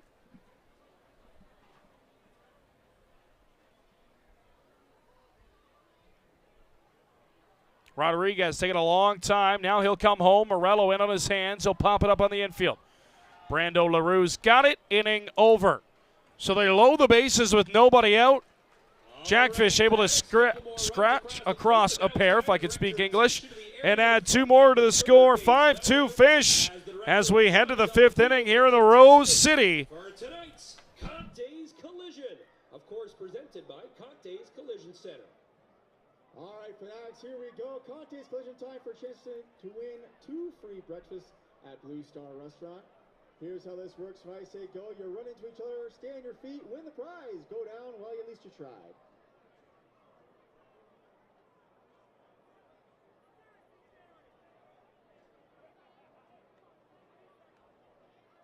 Oh boy.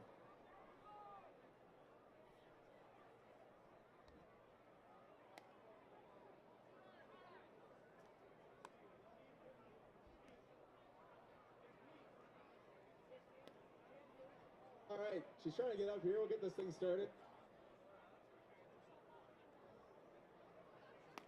He's picking over before it begins. All right, who wants to see them smash into each other? I said, who wants to see them smash into each other? Where are you going? Where are you going? Move back. Move back. Okay. We're going to do this one time only, so here we go. On your mark, get set, go!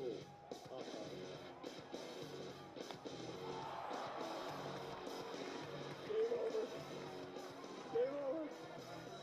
Congratulations, you win the prize.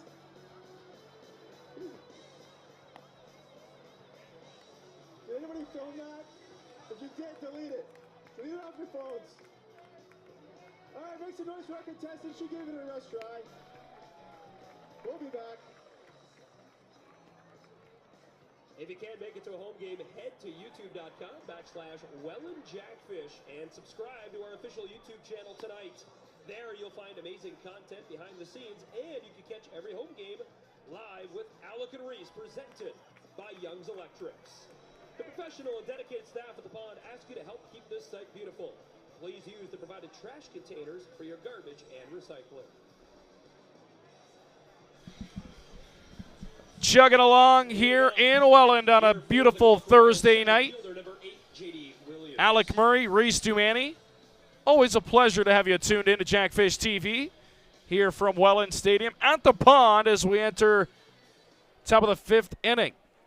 It'll be 1-2-3, top of the order for the Guelph Royals, facing Dominguez, who fires ball 1 to Williams. JD's been aboard both times tonight. He's 1 for 1 with a base hit, reached back in the first as well. And came around and scored as Dominguez fires in strike 1. Some light stretching down in the Jackfish bullpen you see now as Jose Dominguez looking for a little bit more of a clean inning. Was able to escape a bases loaded jam in the 4th. 2-1. I just want to see more strikes on a consistent basis here from Dominguez. That was a little bit of a rocky road in inning number 4. You know, just big thing for him is just to work ahead, and hasn't happened very often in this outing, especially in that 4th inning. JD thought that one was inside. It's going to be called a strike, 2-2. His one punch out coming in a very good time to get out of the bases loaded jam last half inning. He's able to strike out Burns and leave it there. So now Williams will call time and step out and reset. Yeah, that kind of felt like a moment that the Jackfish don't need a ball in play from the Royals. Williams sends one left center field, closing quickly. Gio Morello can't get there in time. That ball will bounce into the wall, and a leadoff double for JD.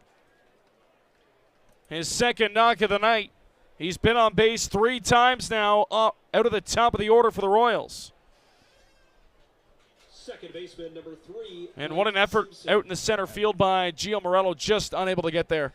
Yeah, he gave that one heck of a look, just unable to come up with it. We've seen him patrol center field very well here in Welland, at Welland Stadium, of course, being here for a number of years. So he knows how big it is. He knows how much room he has to cover. Just couldn't get that one. But also a nice backup from Boucher. was right there to grab the baseball after the carom off the wall. Knows how much this ball is carrying tonight, too. I mean, balls are flying off the bats here tonight at Welland Stadium.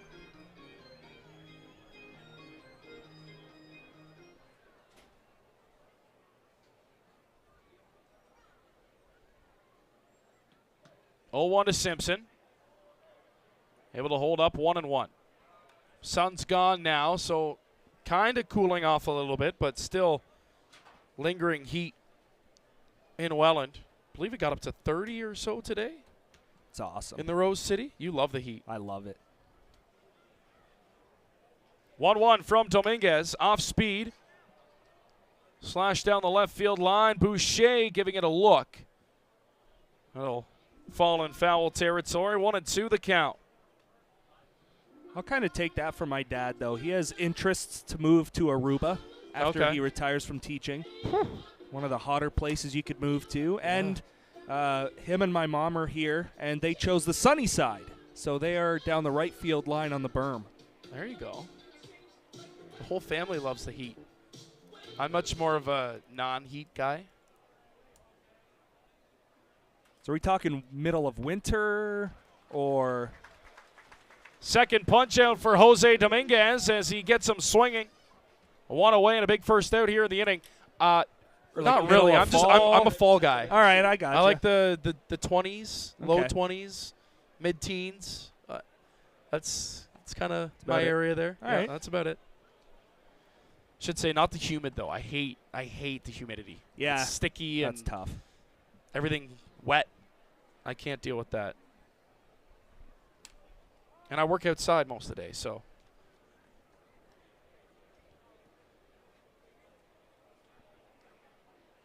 Time called at the dish as here is Garrett Takamatsu with a runner aboard. He homered back in the 4th inning to start things off for Guelph. Thankfully, he led the inning off as he sends one foul. 0-1. Yeah, he's the right guy to lead off an inning. Absolutely. Yeah, he wasted no time in that at-bat, and that was a line drive. You know, much like Barrett's home run in the 1st inning, that's P.O. Boucher just gave it a look and watched it fly over the wall. Dominguez checks Williams back at second. His 0-1 on the way. That one is sent hard to Luther. Check that Wisner at second, on to first in time. 2 down, runner will advance to third. So used to Luther being over at second base. Crossing me up now. I've had to catch myself too, man. Number 45, Liam Wilson. Yeah, you know, that's a tougher play than it looked. As sharply as it was hit, it was right to him. You also had to deal with the field umpire out there. He wasn't fully blocking the view, but that's another obstacle that you just kind of have to navigate out there, and still made a nice play. Took it off a one-hopper. Sometimes the harder the ball's hit, Reese, though, the easier the play is. Oh, yeah. Yeah, you don't, especially at second base, you don't feel rushed. It's just a simple throw over to first. You know, Takamatsu's not the fastest runner in the world. He's got decent speed, but he's not going to blow you away. You don't have to think either. Yeah. Right? It's in your glove. Make the throw on. Don't have to rush anything. 1-1. I mean, they've loved pitching Wilson inside here tonight. He's been hit by a pitch back in the 4th. Was stranded on base. Ground out victim in the 1st. Wilson possesses a ton of power if the ball is left over the middle of the plate. Like that one almost was, and it's fouled off of the mask of Robert Mullen. 1-2. Got away with one there. Yeah, you got to keep that baseball in on the hands or as far away from the plate outside as possible. A little bit of a free swinger. Yeah. So if you can get him to chase. Yeah, and you can't be afraid to keep pitching inside, right? Yeah, you hit him last time, but you can't be scared of it. To be successful, you have to be able to pitch inside. Dominguez, 1-2 on the way. Yanked it outside. Fooled Mullen, didn't want it there. 2-2. Definitely missed his spot. Yep, by a bunch. Tell the reaction of Robert Mullen.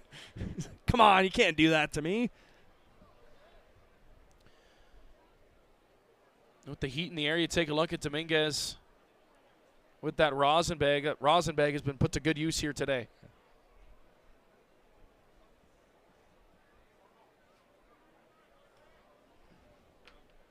Jose rocks into his 2-2. Little bit of a pause. Now comes home. That one is slashed down the left field line. Foul. About half a foot foul. Almost extra bases for Wilson. But he's going to make the long walk back to the dish.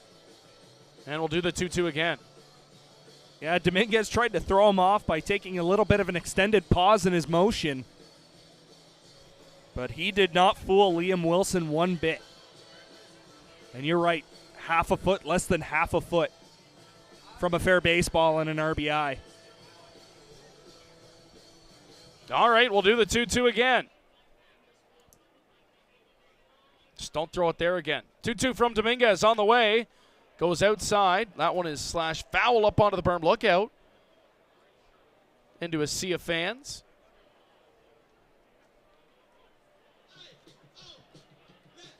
One of the kids up there on the berm comes away with a nice little souvenir. Yeah, that's back-to-back foul rockets from number 45 in blue. All right, another 2-2. Great battle here. And that one is going to find fair territory. RBI single. As Liam Wilson wins the battle against Dominguez, that'll drive in J.D. Williams. And it's now a 5-3 ball game as Guelph is able to find one here on the top of the fifth. Just sticking around. Catcher number 10, Matthew Ward. Yeah, we've seen a couple of times the Jackfish finding an answer for the Royals scoring some runs, and now the Royals doing the same thing here to the Fish. After a 2 spot in the bottom of the fourth, they've gotten at least one back so far in the fifth.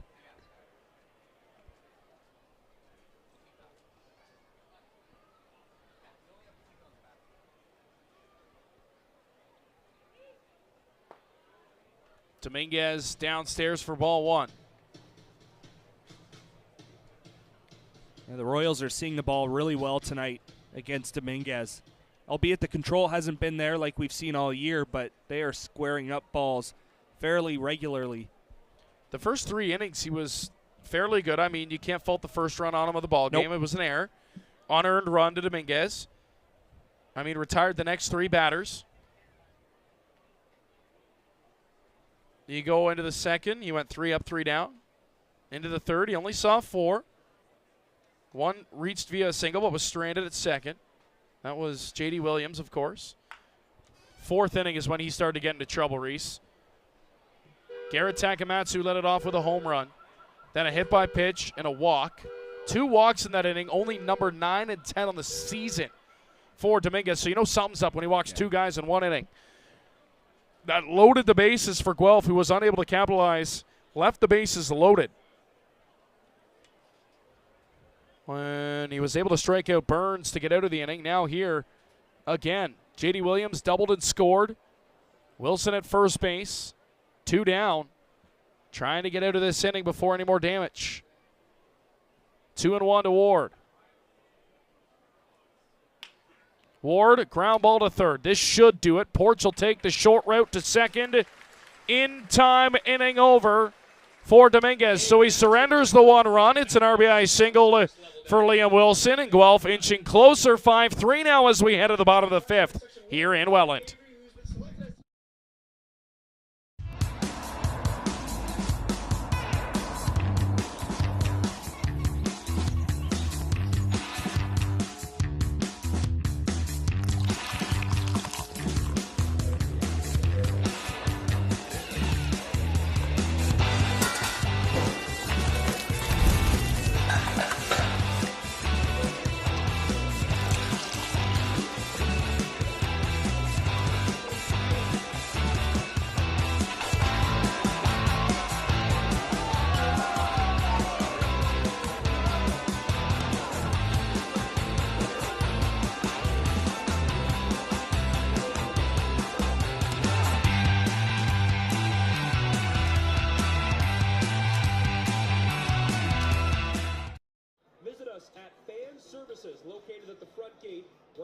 redeem that foul ball for a brand new Jackfish logo baseball.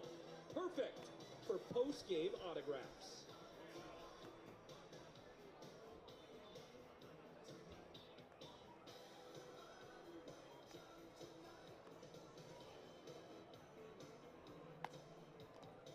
Fans, your attention please. Now on the mound and taking over pitching for the Guelph Royals, right-hander number 19, Aiden Shell.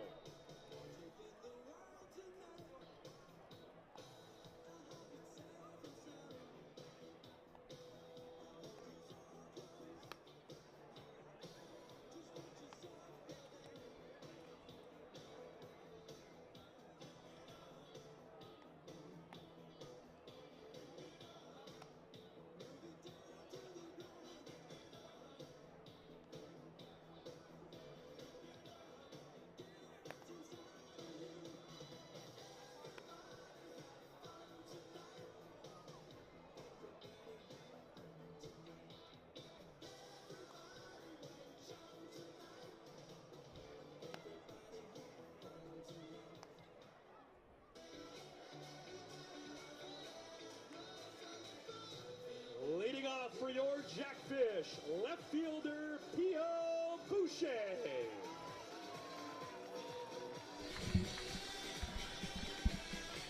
Bottom of the fifth inning here in Welland Stadium. Thanks for joining us. Alec Murray, Reese Dumani here on Jackfish TV. We welcome all of our viewers from across the pond, maybe from the Royal City, maybe right here in the Rose City, sitting on your back porch. Got the ball game on, a couple of cold ones. Not a bad night for it. Say, that'd be a time. A barbecue? Oh, yeah. Absolutely. If you do have any photos or any social media of you enjoying a Jackfish game or a broadcast out in your backyard or around a campfire, make sure to share it on social media. Tag at Welland Jackfish, and we'll be sure to repost it. We love it. Yeah, there might be 3,200 seats available here, berm and seating, but still not enough. It's not enough, no. Like we said off the top, that we really don't need any help packing this place, but Pack the Park's always a fun night. Absolutely it is. Aiden Shell, we should mention, new pitcher to the ball game for the Guelph Royals. One appearance this season, went 4 innings. It was a start, not really the start he wanted. Did have 4 strikeouts, though, in that start, but control being the issue for Shell. Now to the bullpen. This will be his first appearance out of the pen for Guelph this season. Locked in a battle here with Pio Boucher to lead things off in the 5th. Yeah, he took the loss in that start, gave it 4 hits, and also walked 2.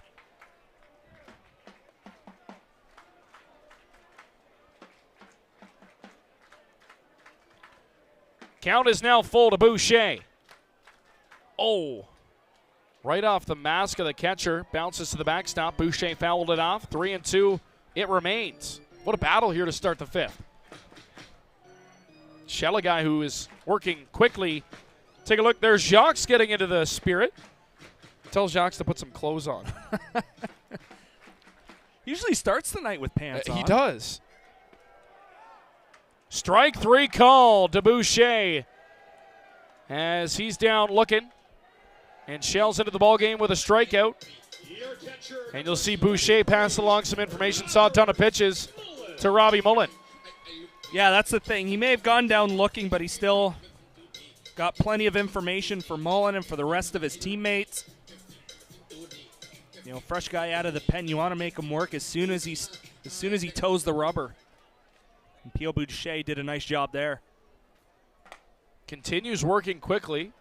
Fires in strike 1 to Robbie. just the subtle head tilt got me on that one. That was awesome. Always with a smile on his face, too. And now he's in an 0-2 count. Yeah, that's when you can just be like, you know, as long as I get that, we'll be okay. It's the bonus of being a catcher, as that one is definitely high. 1-2 the count. And they're not messing around. They're just firing fastballs right at him, yeah. Trying to hit it. Shell is working very quickly here in the 5th inning. Gets the ball into his glove, and he's into his windup immediately. Mullen able to hold up on that swing. 2-2 the count. Robbie tonight is 0 for 2, a couple of ground outs. Both to short. 2-2 is downstairs, and it's a full count. So he's worked it back to full. This being the first at-bat for Mullen where runners aren't on base. Payoff on the way. Slow breaker is high. 4 straight balls to Robbie, and he's worked a walk. So another good at-bat from Mullen. And that'll bring in Grayson Barrett, who's 1 for 2 tonight. The one being a big one. A 3-run shot in the first inning. A ball he tattooed off the starter, Sebastian Rodriguez. 5-3 ball game here in the 5th. Mullen is lead off first, 1 away for Barrett. First pitch is a fastball in the dirt. So after a long battle against P.O. Boucher, he gets quickly ahead of Mullen, 0-2, and then loses him. And then he starts behind here against Barrett. Another fastball in the dirt, 2-0. That's 6 straight out of the strike zone.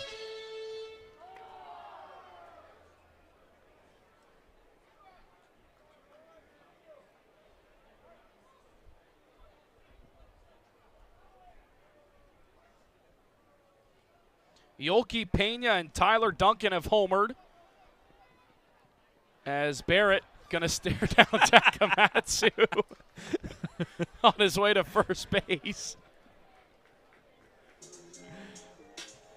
And he'll apply the tag for out number 2, Mullen to second base. And that'll bring in Mateo Porcelato. Yoki Pena and Tyler Duncan both have homered for the Hamilton Cardinals, who are up 5-0 over the Kitchener Panthers. That game in the top half of the 5th inning.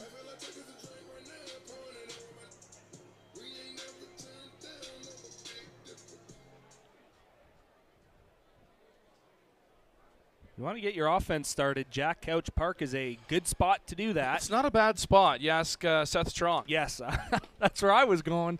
Yeah, absolutely. What was it, 7 RBIs in his first game of the year? Yeah. First pitch he saw back in the IBL from the Frontier League was a grand slam in the first inning. Later on, he had a 3-run bomb. Finished the game with 7 RBIs, an intentional walk, 3 hits. That'll get any bat going, that ballpark. 2-0 the count. Here to Porcelato. Yeah, and I remember us talking about it when Hamilton was here. They defeated the Jackfish 3-2 here at the Pond, and we said it's just a team that just, feels like they got to string 2-3 wins together, and then they'll be fine, but they just haven't been able to. Mullen would have got picked off second base, getting greedy over there, but he's able to scamper back. At that point, that win had put Hamilton back to 500 yes, too. Yes, it had. You're right. And then Jackfish just seemed like they were PO'd after that one, and then went out and put up 10+ the next night. Yep. At Bernie Arbor. That's how it works. High, 3-0 to Porch. I mean, it was a very close game down to the wire, too. Fernando Rodney loaded the bases in the bottom of the 9th inning. After 2 outs. After 2 outs, yeah. It was a P.O. Boucher 2 RBI base hit. And are we going to get an intentional 3-ball walk? They'll put Porch on. They'll opt to see Gom here. And that'll bring Dino Ramel to the mound for a visit with his pitcher. I mean, in a 3-0 count to Porcelato and first base open makes sense. You get Gom, who's walked and scored. He's 0 for 1 tonight with a strikeout. Yeah, you take your chances right on right instead of going after the lefty Porcelato trying to get back in the count. And he's also destroyed a couple of baseballs in this game. Sharp single, sharp double, so you fill first base. Quick little scouting report there from Dino. And here is Gom. First baseman, number 6, Austin Gom. Gom still looking for his first long ball of the season. Seen the power at all different levels for Gom, just not yet here.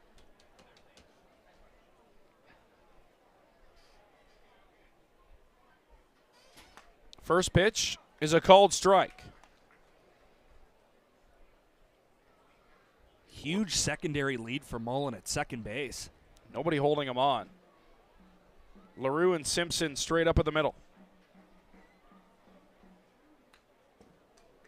Calm fouls it off 0-2. Hey, speed kills. I was going to say, I still don't expect him to try and steal third base, but you know, that extra step or two could help get you home on a single. It's a 5-tool player without the speed.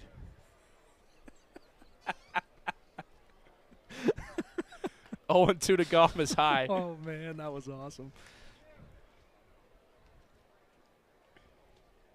Hey, who knows? Is that like saying he can do it all but run? Yep. Yeah, okay. Pretty much. 1-2 to Gom. Gom sends one left center field. That ball is back, and that ball is off the wall. One run's going to score. Porcelano getting the wave. He is safe. He dropped the ball at home. It's a 2 RBI double for Agom. And the Jackfish tack on here in the 5th. Make it 7-3 Fish. They had him dead to rights at home. And Matthew Ward dropped the baseball. Yeah, you know, that's when you expect him to slide, but if he slides there, he's probably out. Probably doesn't drop the ball, where it's more of a small collision at home plate. He didn't run the catcher at all, but, yeah, he just couldn't hang on to it. And, you know, good on Gom for making that intentional walk pay. Instead of trying to work your way back against Ports, they just send him to first base, and Gom's like, well, what are you trying to say here? And he ropes a double out to left center field, driving in 2. On a line to left center field. And now it brings up Luther, who takes ball 1. So another nice piece of 2-out hitting for the Welland Jackfish, and they cash a pair, of course. Port scoring all the way from first base. There's probably only 2 other guys that would have scored from first on that ball. Wisner and Morello being the other 2. Yep. Yeah, you know, he was not far off of Robbie Mullen. Oh, he was on his tail. I'm sure Robbie was hearing it around third. 1-1 to Luther. Look out. That's why the mesh is there. Bat went after Greg down there. That's why Greg wears that helmet. He gives the thumbs up.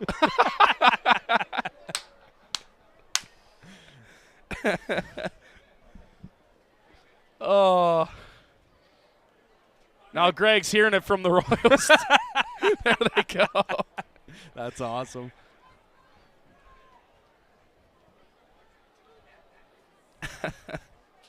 Man, Greg's awesome. I remember when I was interning with the Ice Dogs, when he first started with the Ice Dogs as an equipment attendant, or locker room attendant, I guess is the correct title. Yeah, GMAC. Great kid as it's delivered high, 2-2. Always seen around the ballpark, and if you see him and you chat with him, he's always got a smile on his face, always happy to be here. One of the many reasons why we love this great sport. 2-2 on the way. Luther protecting, fouls it off. Luther tonight, 1 for 2 with a beautiful bunt base hit in the 4th. That was to load the bases. Jackfish ended up cashing a pair in that inning.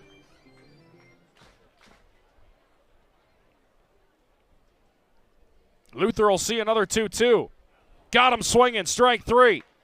So able to come back and end the inning, but not before the damage is done. It was Austin Gom's 2-run double that adds to the Jackfish lead, make it 7-3 Fish as we head to the top of the 6th here in Welland.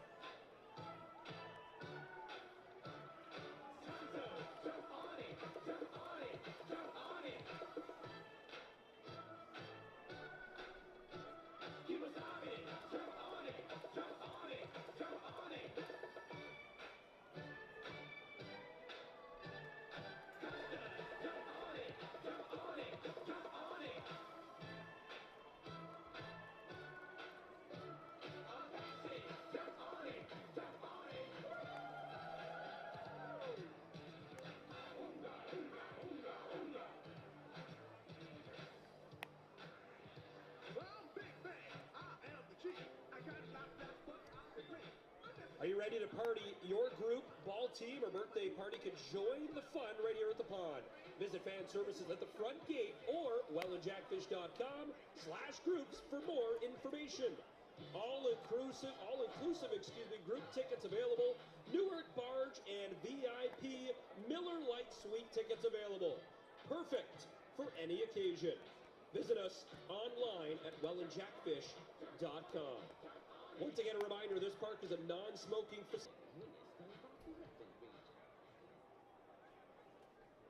Right fielder for the Royals, number 11, Andy Leader.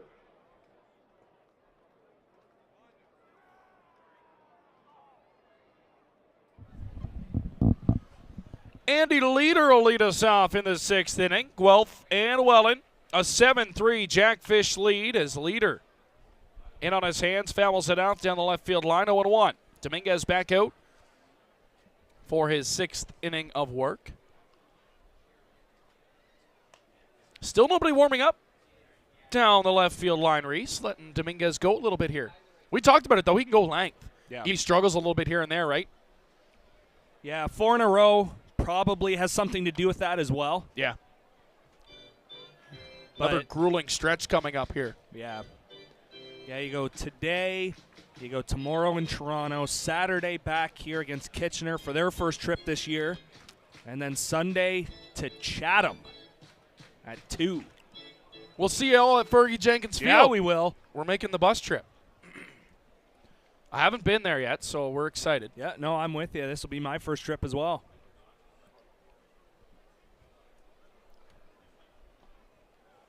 Bouncing in there, 1-2. Had a couple of pitches to waste to Leader here. But yeah, I'm excited to make the trip down. I mean, not a short trip, that's for sure, but always nice to visit other visiting ballparks. We try to make a couple of trips down to different parks during the season, as that one is going to be slashed into right field for a base hit. On pitch number 86 of the night for Jose Dominguez. I think it'll be the last ballpark for me to visit Shortstop in this 5, league. right I've been to field, Barrie, number but not to watch a game. I was coaching a team that had a tournament there, and it was in the same complex as that doesn't count. Athletic Culture. Oh, it doesn't count? No. Oh, okay. Well, So you haven't been to Barrie. all right. Well, You haven't made the trip to Barrie. yeah. Jackfish fans are very familiar with making the trip down to Barrie. Very good time in Barrie a couple of seasons ago, actually. Didn't you say you left a sweater there? Yeah, it's a story for another day. Yeah. I did. I couldn't remember if it was in Barrie or It's you in lost Barrie. it after the trip to Barrie or whatever. But, yeah. Yeah, it's somewhere in Barrie. I'm not sure where. That one is sent to center field. And taking it on a hop is Gio Morello. Looked like a catchable baseball, but Morello opts to take it on a bounce. And now the first two have reached here in the top half of the 6th inning off Dominguez. And that'll bring in Ethan Hammond. Number 28, Ethan Hammond. Yeah, I thought he got a pretty good beat on it. I thought that was a very catchable ball. Looked like it stayed up a lot longer than I thought it was going to. But, yeah, just You saw let him drop it in front. You saw Dominguez kind of throw his hands up, too. I think he thought that was maybe a catchable baseball in center. Yeah, which you never like to see that from your pitcher. You know, it is what it is, but you're right. Like I expect Gio to catch that baseball. But that being said, who are we to question Gio's gut in center field? Next pitch is going to be laced into left center field. That's a base hit, maybe more. One run's going to score. It's an RBI double for Ethan Hammond on the first pitch he sees. And 3 straight hits to open the 6th inning here for the Royals, who are in business, as it's now a 7-4 ball game. I was just going to say, who are we to question Gio Morello's presence in center? I mean, the guy knows the outfield at Welland Stadium like the back of his hand. So, Yep. You're right. I mean, and maybe not wanting to take a risk and a dive at that baseball too if it gets by. And now manager Brian Esery is going to waste some time here. Yeah, I think Uke's throwing right now. This is a massive spot now. You got 2 runners in scoring position. You got nobody out, and you got the top of the lineup coming up. And Layer just started warming up down in the bullpen for the Welland Jackfish. Yeah, no, Brian Esery taking as much time as possible. He's not even talking to Dominguez either. Dominguez knows his night is almost over, but he's got to find a way once again to get Carson Burns at the bottom of the lineup, who's 0 for 2 tonight. Yeah, and the best way might be a strikeout. Not a ball in play. Which, again, easier said than done, but kind of what the situation's calling for right now with the, infield going to play back. It is still a 3-run lead. I was pleasantly shocked, but also a little bit surprised to see Jose Dominguez hop out of the dugout for the 6th inning. Yeah, he hasn't been the Dominguez we know. He's been a little bit wild since the 3rd inning. Hasn't had the control of the zone that we're used to seeing. Hasn't pitched to as much weak contact either. Like you said, Guelph has been finding a barrel. And they have the first 3 batters here in the 6th inning. Sometimes when you see a pitcher not have, his best stuff, and it happens to every pitcher, right? It does. Some nights they're not going to have as good stuff as they're going to have other nights, and Dominguez has had great stuff all season long. So, he was kind of due for an off night. That being said, it's only a 7-4 ball game. But again, I was a little bit surprised maybe not to see the move earlier on. Hopefully it doesn't burn Welland. With the tying run at the dish now and nobody away. Yeah, with under 90 pitches, you want him to get one more, yeah, whether absolutely. it gets to 100 or not. I think that's part of the expectation as well. But I would have to agree with you. I think there was a bit of me that was surprised to see him hop out of the dugout. He's a guy who fills up the strike zone, gets a lot of swing and miss stuff, a lot of weak contact, and he just hasn't really had any of it tonight. Only 2 strikeouts on the board for him. That one is foul down the first base line. And we'll do the 2-2 again. Yeah, that was pitch number 95 tonight. This might be it. Get back to the top and you bring in Lair. I think J.D. Williams is going to see Uke here out of the bullpen. And Williams is 2 for 2 against him. He scored 2 runs. He's driven in a run. He's doubled. He's singled. He's been on base all 3 times. I find a hard time believing J.D. Williams is going to see Dominguez here tonight. 2-2 on the way. No. Mullen wanted the call. He did not get it, and it's a full count. You cannot put Burns on. No.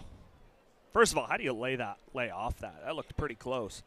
But, yeah, you cannot give him a free 90 here. Not at all. That one is going to be bounced to the right side. Dominguez covering. He'll step on first, but a run will score.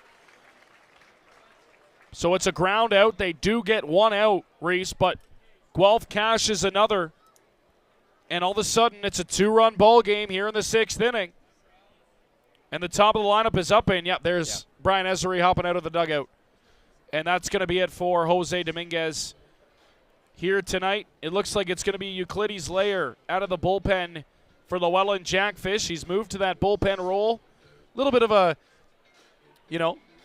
super utility knife, Euclides Lair. He's been a closer throughout his career. A really good closer at that. And Dominguez is going to head off. A nice ovation for him. Probably not happy with his outing tonight. After the 3rd inning, he lost a little bit of control. But here is Euclides Lair as he'll step in to try and shut this inning down and leave it at a 7-5 ball game, Reese. We'll step aside here in Welland. Lair warms up. Top of the 6th, 7-5. Royals making it a good one here in Welland.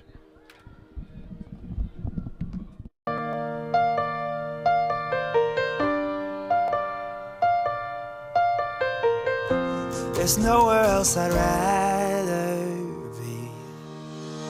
Home is wherever you make it. Might not be what you expected. Raise your glass and take a moment. Look around you, this is home. When the unexpected happens, who can you call to guide you from crisis to calm? The trusted experts at Service Master Restore are ready when you need us. We'll be there for you every step of the way. Service Master Restore. We restore your home and your peace of mind.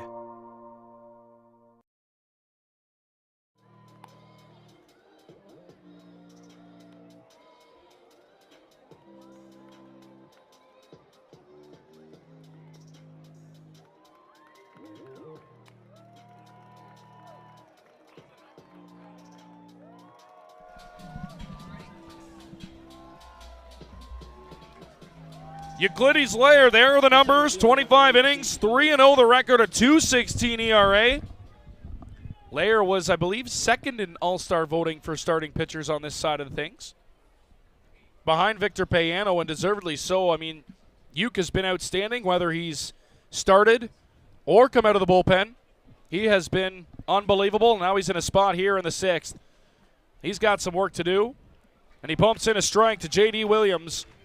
0-1, a runner at third base, 1 away.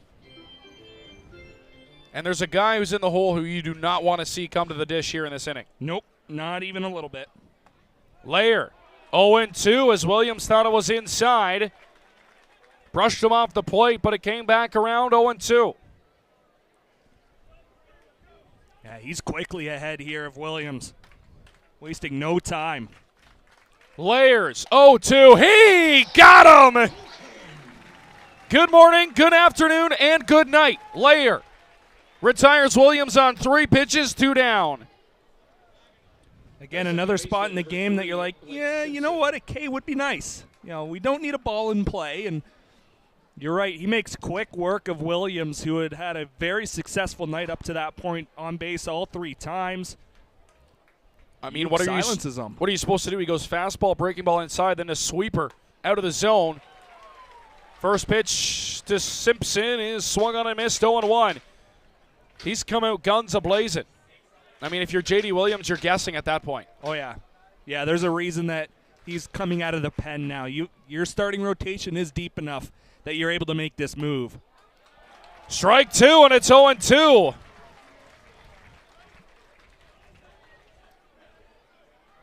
Just the arm angle to the movement on all of his pitches. It's so difficult to try and pick anything up. Well, if you're Simpson, you're guessing again. Ukes 0-2 is outside. And the first ball he's thrown since coming in.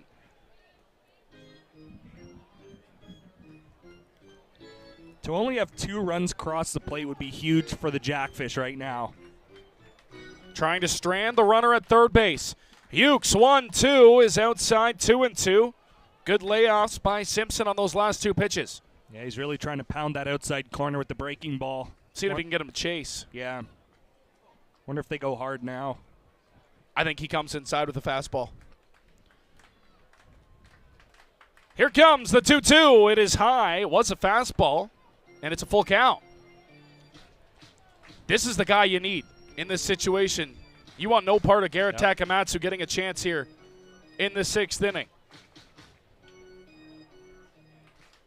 Full count. If you're Simpson, you got to know what's coming too. Here's Layer's pitch. He knew it was coming. It's a base hit in left field.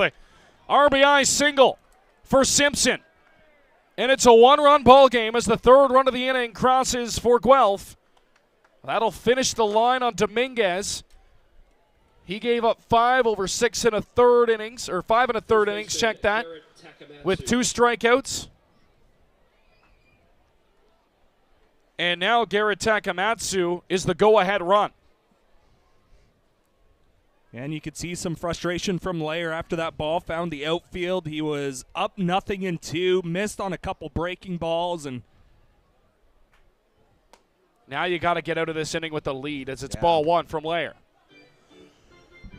Yeah, this is a guy you did not want to see step to the dish.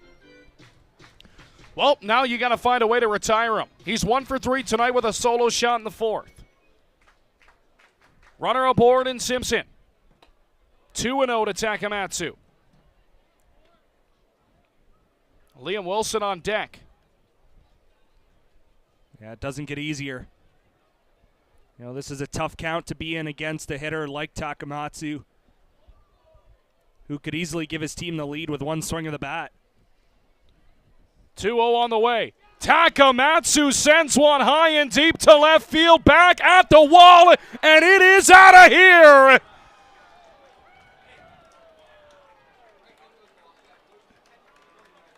Garrett Takamatsu, a 2-run shot in the 6th inning, his second long ball of the game, and Guelph, for the first time since the 1st inning, is on top. It's an 8-7 lead.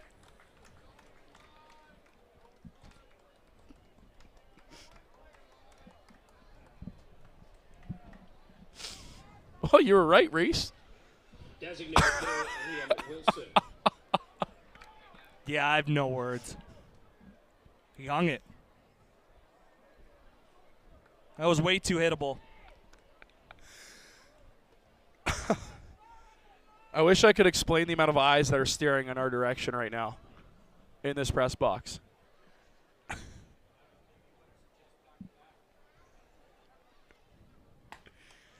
First pitch is a strike to Liam Wilson. Well, Guelph has put up quite an inning here in the 6th.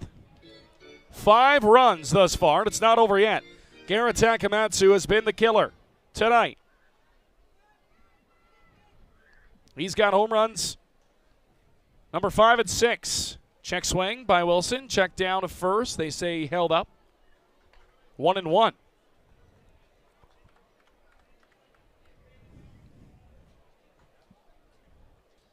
Just a squeaker down the corner.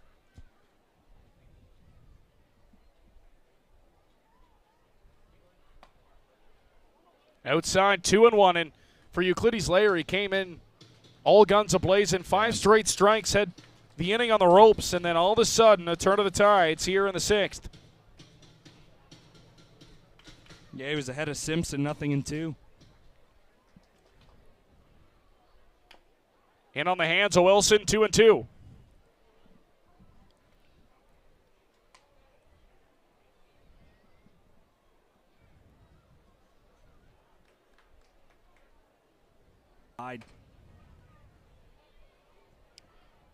All right, now you got to get into this inning with only the 1-run lead for Guelph. There it is, strike 3 at the knees.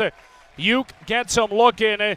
The damage has been done. A 5-run 6th inning for the Guelph Royals, capped off by a big blast by Garrett Takamatsu, his second long ball of the game, and Guelph all of a sudden has the lead as we head to the bottom of the 6th. It's a track meet here in Welland. 8-7, Royals on top. Niagara College programs immerse students with a highly experiential learning environment enhanced by digital technologies. We place students at the center of all that we do. We are Niagara College.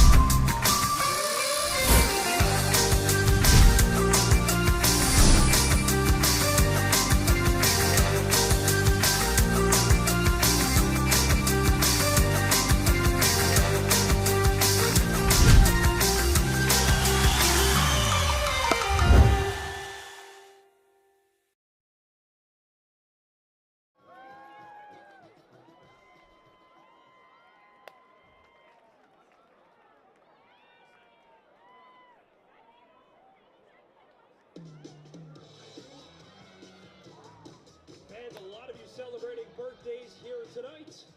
Happy birthday to everyone in attendance. Of course, Trisha is celebrating a birthday with us tonight. Tab as well, celebrating with us here at the pond.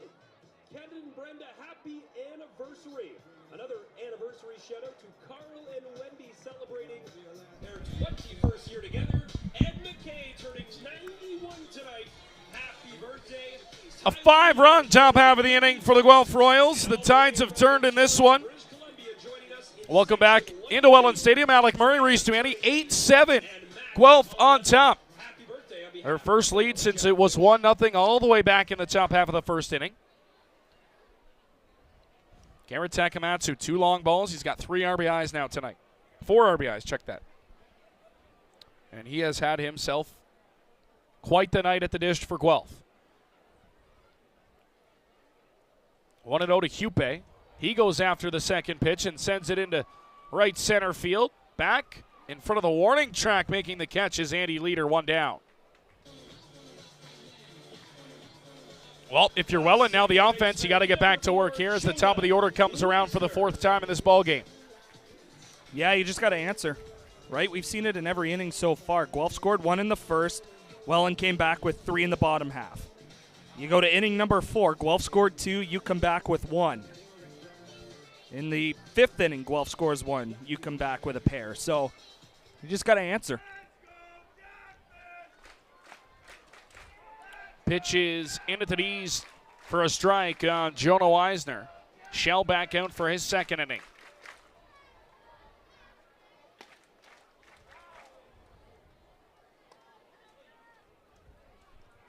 You know, still a ton of baseball left. Only in the 6th inning. Weisner fouls it off. 1-2.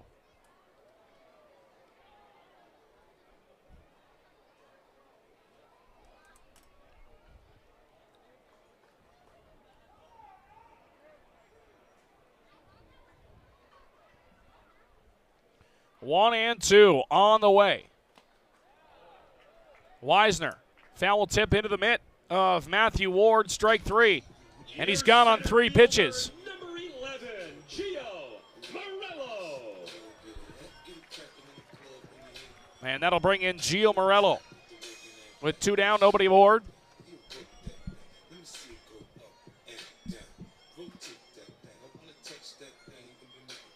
We talked about it when Shell came in. He gives up runs. You know, it's 1 appearance, obviously. We're not going to look too much into it, but in his only start, he had an ERA of 9. First pitch to Gio is outside for ball 1. I mean, Jackfish tonight have had most success scoring runs with 2 outs. Yep. So if they can get a man on board here, see what can happen. 2-0 to Gio. Grayson's 3-run shot back in the first seems like forever ago. Came with 2 outs. Austin Gomes' 2-run double an inning ago came with 2 outs. 3-0 now to Gio Morello. P.O. Boucher lingering on deck. Yeah, and it's something like a 2-out walk that can, you know, have the door open just a little bit. There you go. 4-pitch walk to Gio Morello. And P.O. Boucher will get a chance to hit here in the inning. See if P.O. can get a good chunk of a baseball here. Yeah, he's got the power to do it for sure. That's why he got moved down to the 3 spot. You know, starting the leadoff position first when he came down here, or came up here. Moved him down because he's got pop. He's 0 for 1 tonight, a pair of walks. He's scored a run.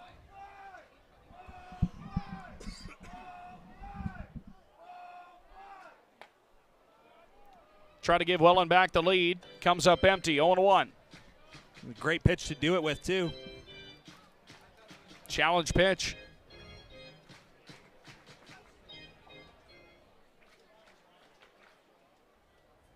Oh, and 1. 0-2.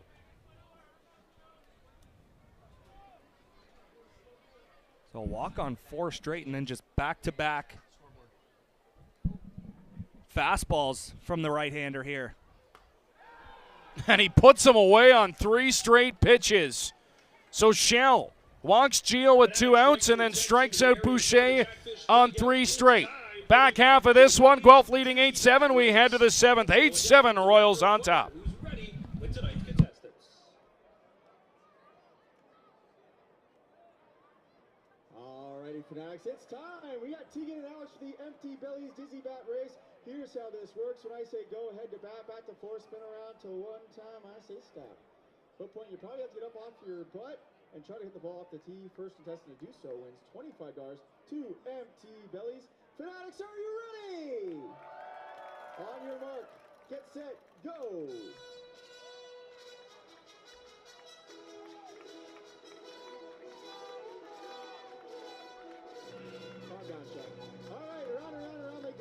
might fall down. He really does. What do you guys think? Keep going. Keep going, Tegan. Go on. Ruthless. Ruthless individuals.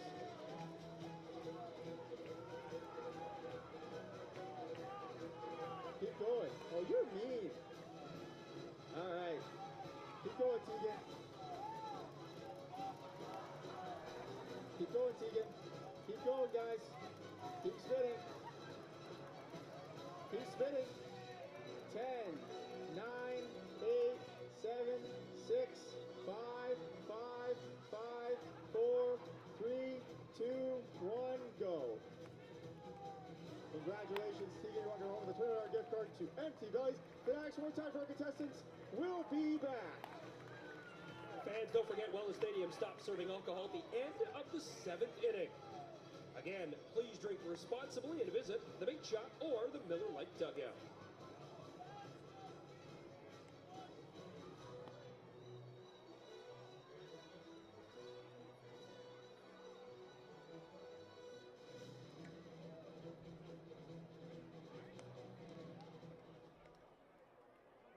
Leading off for the Royals, the catcher, number 10, Matthew Ward. Matthew Ward will lead off the 7th inning. Euclides Layer back out of the bump for the Welland Jackfish out of the bullpen. 8 men to the plate in the top of the 6th, and the lone man who didn't see it was Matthew Ward. He'll lead off the 7th.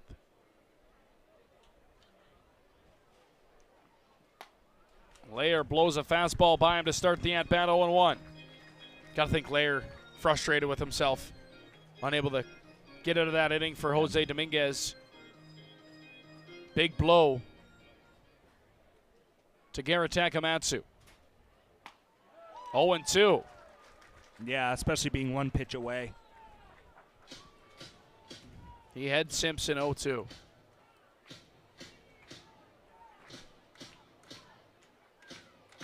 Again, clean slate here. Yeah, reset. Comes in, no traffic. That one is sent in the air to right field. It's Brandon Hupe a couple of steps to his left to make the catch, one down. Yeah, and that should help with Yuka on the mound. The right fielder, number 11, Andy We saw some Leader. frustration after that single by Simpson. After he was ahead of 0-2, he worked at 3-2, and then we kind of saw Yuka frustrated at himself there, but that should help calm a pitcher down, get the leadoff man to start the next inning. Definitely a pitch he wants back. Yeah, you don't hang a ball to a hitter like that. You hang it, they bang it. That's what they say.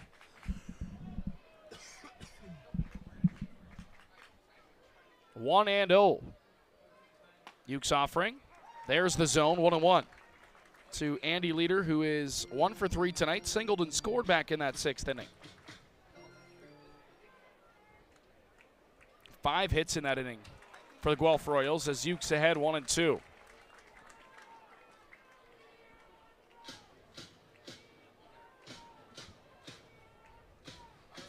See if they go breaking ball away again. Mullen's going to move to that side. They will. Strike 3 called as he punches him out looking. And quickly 2 down to the 7th. There it is, Fanatics. 5 strikeouts means free fries for everyone at Welland McDonald's locations tomorrow. And now Brando LaRue in at short. Brando LaRue. It'd be huge to have a quick inning here. They'll have the right part of the order coming up in the bottom half. Swing and a miss, strike 1.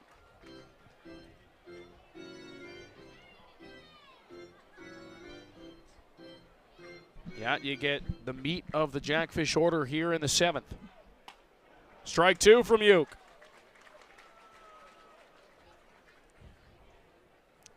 Yeah, there's no messing around right now. Layer knows his job is to get back into the dugout. Down 1. Great pitch. That's a great take by LaRue. Yeah, and you saw Mullen point back right at Uke. That's exactly where he wanted that pitch.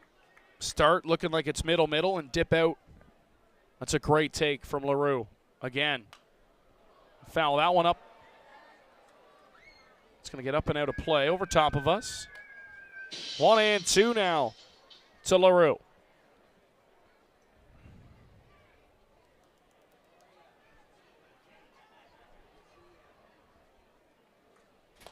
Strike 3. Oh, no. Thought it was right there. Mullen popped up. It's going to be ball 1. Or ball 2, check that. So even count now, 2-2.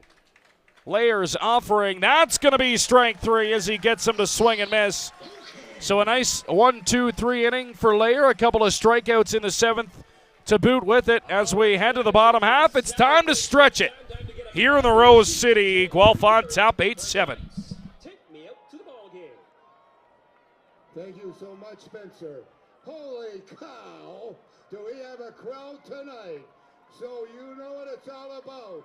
Get those legs, those arms, and those lungs to stretch them as far as you can, because we're going to the ball game. A 1, a 2, a 3. Take me out to the ball game. Take me out with the crowd. Buy me some peanuts and Cracker Jacks.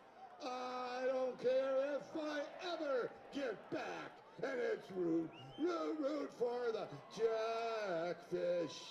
If they lose, it's a shame, 'cause it's at the old ball game, loud and proud.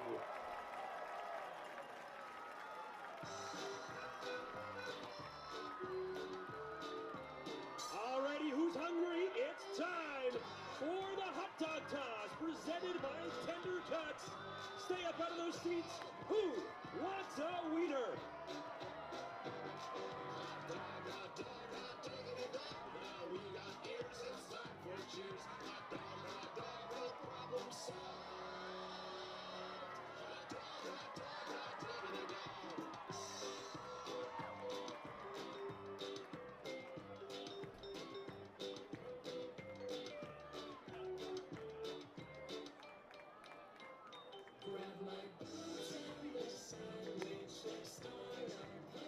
Fans now playing left field for the Royals, Ashton Patterson.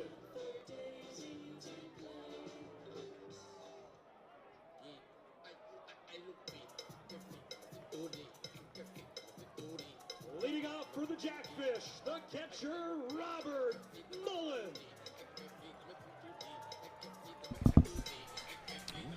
Bottom of the 7th inning. Alec Murray, Ray Stumani, thanks for joining us. Great one on our hands. Going to be a good finish here in the Rose City. 8-7 Royals lead.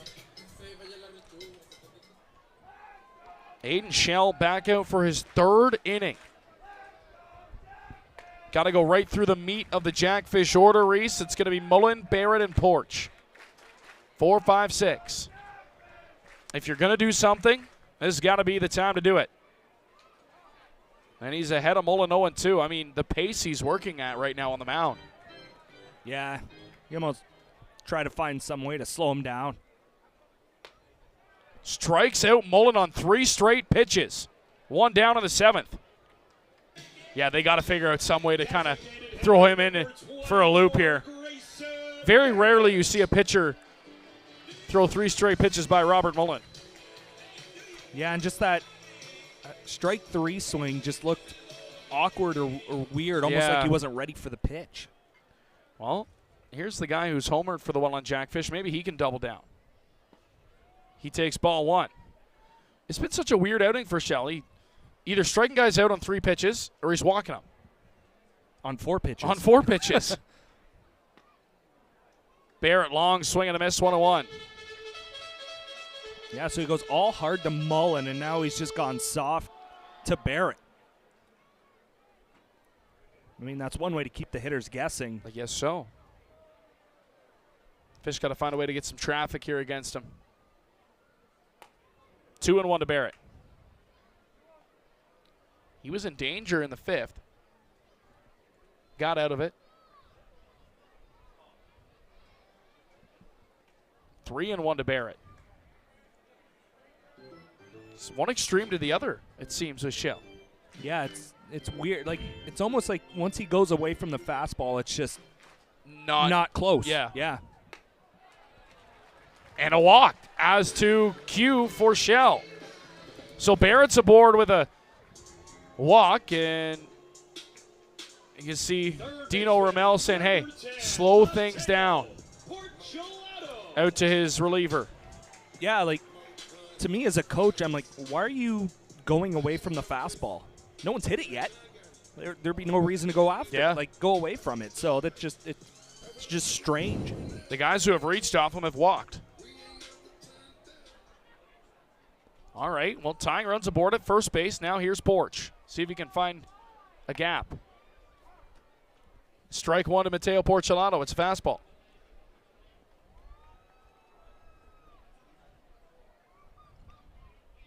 This is a guy that's hit the ball hard twice. Reason why he was intentionally walked last time. Porch had to know it was coming in the zone, and he fouled it off 0-2. If he strike. It's such a weird. I know. Well, now Porch is in an 0-2 count.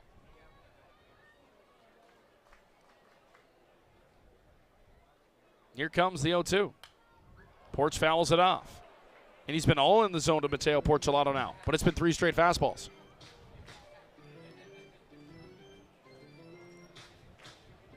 I think if you're Porch right now, he's an all-in pitcher. He needs this out. He's coming in the zone again. Oh, yeah. Absolutely. Yeah, you don't want to put the go-ahead run on base. No, they're coming after him. 0-2 once again. Here it comes. Comes in the zone. He does, and he strikes him out. So if he stays on cue, Austin Gom will be aboard with a walk. Number 6, Austin Gom. It's his 4th strikeout since coming into the ball game. Yeah, it's so weird.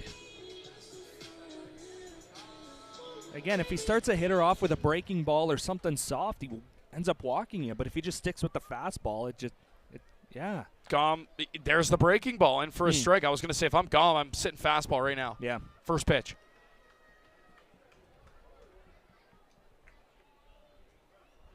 Working so quickly on the mound still. I mean, I'm not sure what you're waiting for. 0-2. Look at a strikeout the side, Shell.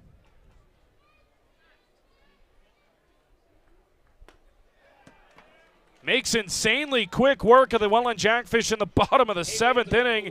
He strikes out the side. He's got 5 strikeouts in his 3 innings of work. What a job by the Royal reliever. And we'll see if that's it or if we see him again in the 8th inning. We head to the top of the 8th. Royals up 8-7, trying to hold on. Once again, please report to the Crime Stoppers table.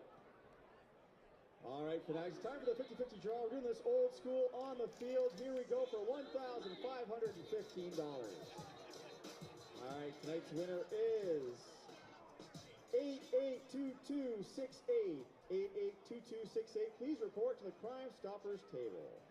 All right, it's now time for musical chairs presented by Elevate Auto. We know the rules. DJ, hit that beat.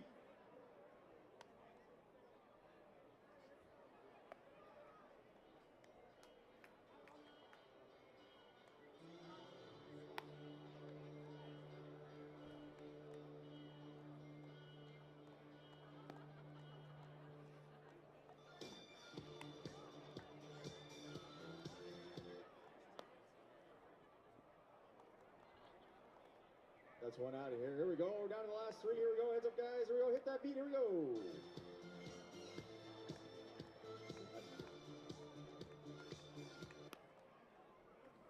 Oh, easy out. All right, down to the last one. Here we go, Fax. Make some noise. Last chair. Here we go.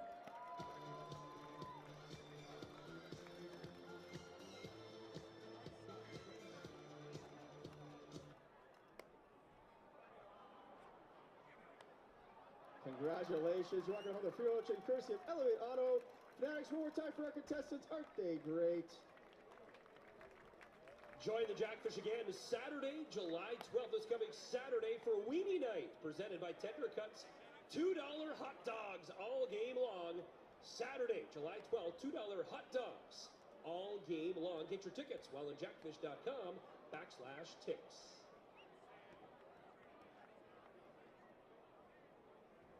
Now batting for the Guelph Royals, left fielder, number 50, Ashton Patterson. So Ashton Patterson, who replaced Ethan Hammond in left field back in the bottom half of the inning, now will bat, trying to lay down a bunt. Bunts through for strike one. Patterson batting an abysmal .113 on the season. 9 RBIs, though. That's a really weird stat. That's a really weird swing, yeah. A lot of ground ball outs, sac flies, but yeah, that's what I'm thinking. Yeah. Or sacrifice bunts. Yeah, there's that. Laying that down as well. 0-2. Able to lay off that pitch. 1-2 now the count.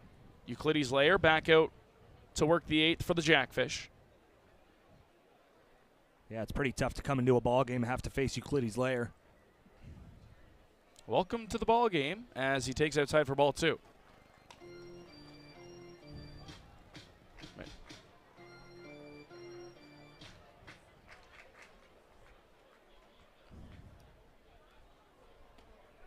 Got him swinging. Strike 3 is Ashton Patterson is down on strikes. Another strikeout for Layer. His 4th already since coming into the ball game. Yeah, and 3 straight.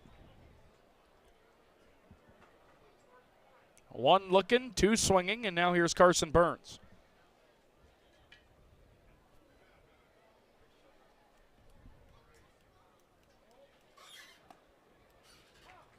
Strike 1 called to Burns. And he's made fairly quick work in all of these strikeouts, too. Yeah, Layers come in throwing quickly, too, in a rhythm.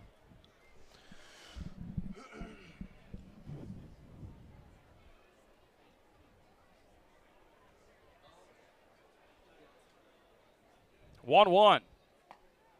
Burns comes up empty, 1-2. That was nasty. Way out in front of it. And you could easily go back to that, or you could speed things up. He got him swinging. Strike 3. 4 consecutive for Uke. Quickly 2 away.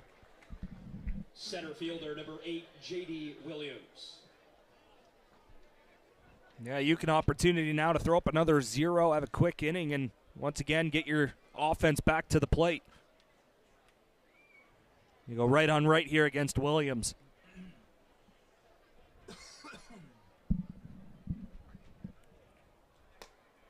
Strike 1 to J.D. Williams. Back to the top of the lineup. 5th time through the order for Guelph. And Williams was the first hitter that Euclides faced into the ball game, and it was a 3-pitch strikeout. Mullen wanted that call, did not get it.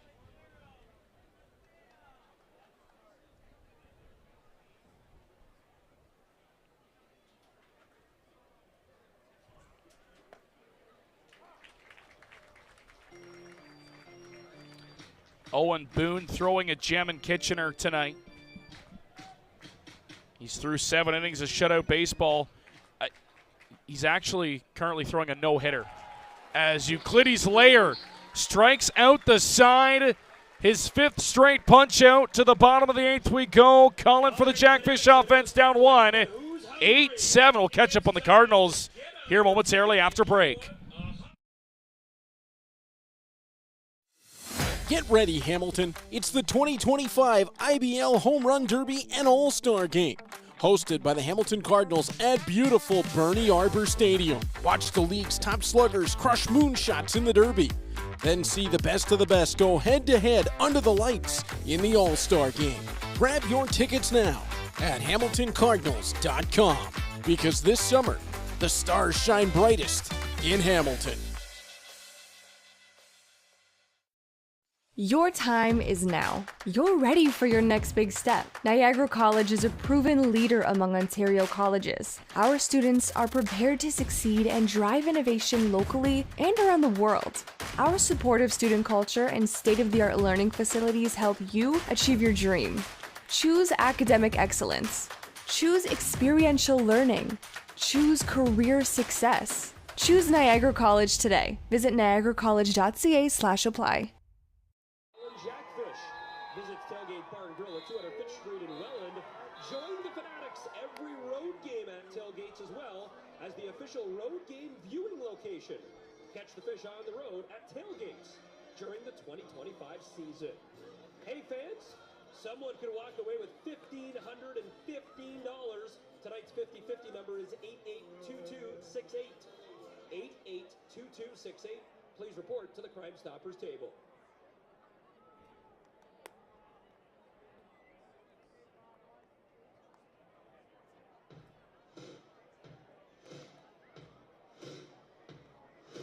Leading off for the Jackfish, your shortstop. So yeah, something special brewing in Kitchener. Just as we're saying it's a boombox, I mean, for Hamilton, they got 14 hits and 8 runs through 7 innings. Owen Boone has only 4 strikeouts, a no-hitter through 7 innings for Boone. Yeah, only 4. That was a head-scratcher. It's a little weird for Owen Boone, who's usually racking up double-digit strikeouts on a good night. On a great night, though. It's nice to see the run support for him as well. That's something that I think has been lacking a little bit more than he's liked when he starts. Doesn't start on the road very often, though. No. So an odd road start for Owen Boone. And he is slicing. We'll keep you up to date on that game. Shell goes back out for his 4th inning of work here. I mean, why wouldn't you at this rate? Yeah. He has had this lineup off balance through 3. Nobody warming either for Guelph. 2-1. Yeah, no, despite maybe a 4-5.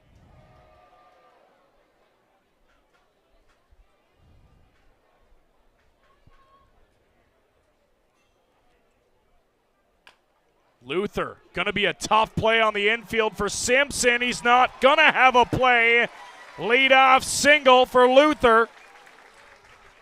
And he'll turn things over to Brendan Hupe here with the leadoff man aboard in the 8th. Put good contact on the baseball and put it in play, and good things will happen. He's now 2 for 4 tonight out of the 8-hole. Yeah, you put the ball on the ground, you just give yourself a chance, right? And it doesn't have to be the hardest hit ball at all. It just has to be in an awkward spot or an awkward position for a fielder to make a play. That one there, you know, you have the second baseman Simpson moving one way, the ball jets back the other way, so he had to reach and grab it, and at that point, you have no chance to throw it and record an out. That throw definitely would have gone to the screener in the dugout. So, showing bunt, Hupe takes a strike. Try to bunt Luther in a scoring position here.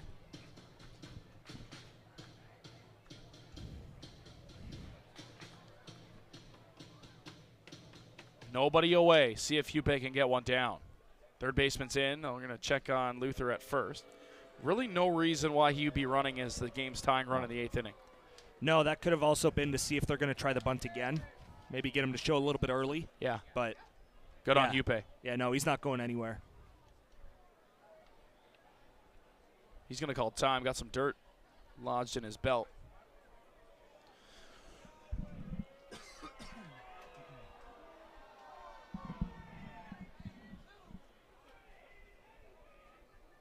Fans getting restless here in the 8th inning. I think they thought that was on the pitcher. I think they did too. 0-1 to Hupe. He's going to square around again. Bunts through it, and it's 0-2. Well, now you got to swing it. We have seen Brian Esri say, though, I don't care that there's 2 strikes. Yep. You got one job to do, and that's get a bunt down, so you better do it on the third pitch. Yeah, you still got a job to do, right? I don't care what the count is. Tying run at first base. 8-7 Royals. There you Wild go. pitch to the backstop. Luther is in a scoring position. Probably the last thing you wanted from Shell in that situation. Yeah, that's a gift, and you got to take advantage now. And Welland is a base hit away from tying this ball game. At minimum, you need to find a way to get him to third base with less than 2 outs. Hupe's got to put it on the ground. Give yourself a chance. Get contact. Hupe sends one into right field, base hit. Ricky Piliteri throws up the stop sign. Probably a smart play. It would have been close at the plate. Runners at the corners, nobody away.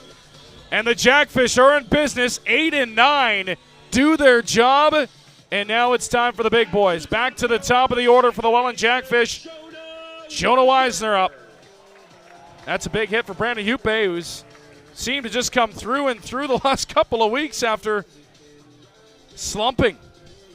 Yeah, that was a while. It was a great start to the season. Yep. Followed by probably a horrendous couple of weeks, maybe 3 weeks. By his standards. By his standards, Yeah, absolutely. yeah. I mean, he still had a batting average around 280, 300 the entire time. Yep. But, man, as he really started to heat up out of the 9-hole. Since being moved out of that 8-hole to the 9-hole, Brandon Hupe has been excellent. And now a meeting quickly getting an arm warmed up down the line. Is that Gaku Ueda? It's definitely a 3. I think it's... I want to say it's Ueda. He's their back-end bullpen, well, one of their back-end bullpen arms.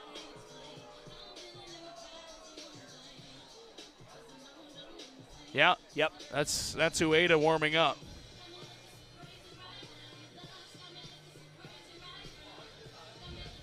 I mean, they also got Edgar Garcia pinned in there as well. Flamethrower.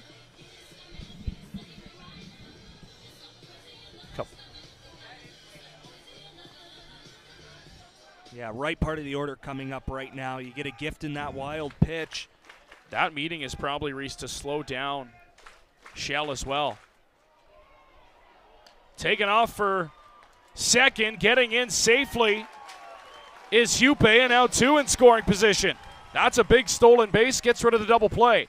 Yeah, it is. I'm really surprised they threw it down, too. You know, that's a great arm behind the plate from Ward, but, you know, realistically, that's the guy you don't want to come around. The guy at third is the guy you don't want to cross right now. So I'm really surprised they threw it down. I was going to say they're probably telling Shell, "Hey, slow the pace down. We got to get some arms warmed up here." In the dirt, 2-0. Yeah. And this is when you get worried about his wild attributes, right? I was going there. You can get away with it when you're striking guys out left, right, and center, but all of a sudden you got runners on base. Not so much anymore. The window tightens. Yeah, and do you lose any trust in your catcher after already allowing a wild pitch? 3-0 to Jonah Weisner. Ueda is really heating up down the bullpen for Guelph.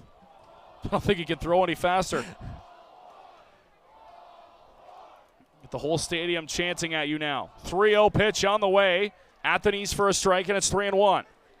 You know what? I'm also really surprised they're playing the middle back. I thought they'd be all in on getting a guy at home plate right now. But they're playing middle back. Corners are about halfway in line with the bases. 3-1. Full count as Weisner fouls it off. And again, you don't have to do too much. You get a ball past the pitcher on the ground, it's a tie game. And you have a runner at third with 1 out. Possibly score 2 here with a base hit, too. Hupe's got great speed. Big pitch coming up in this ball game. Bottom of the 8th, nobody away. 8-7, Guelph leads. Jackfish pressing here, and time has come.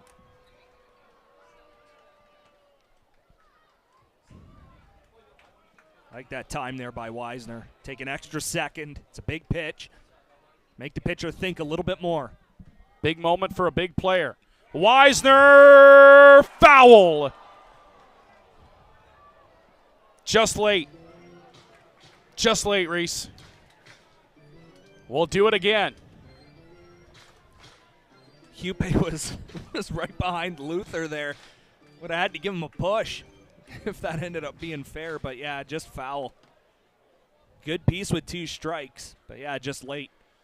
Another payoff pitch coming. Here it comes. Check swing, foul. Weisner putting up a fight here. Yeah, this is a heck of a battle. Gio on deck. P.O. Boucher in the hole. And you've got a right-hander on the mound. You've got a right-hander warming up, but a string of lefty bats due up for the fish. Another 3-2 is coming to Jonah. It is inside, ball 4, bases loaded. What an at-bat by Jonah Wisner to reach. Again, not trying to do too much. Knows the situation, knows the scenario. That's going to be it for Shell. It's got to be. Oh, yeah. And we go back to the fact that this is where when being wild is going to hurt you. Now all of a sudden you got to work with runners on, Reese. You don't have the leash that you used to have. We saw the last couple of innings. Strike a guy out, then he'd walk a guy, but come back and get the next guy. So it's not really the end of the world. A walk right there is probably the last thing you wanted to do. And what had been a great outing for Shell comes to an end. Gaku Ueda.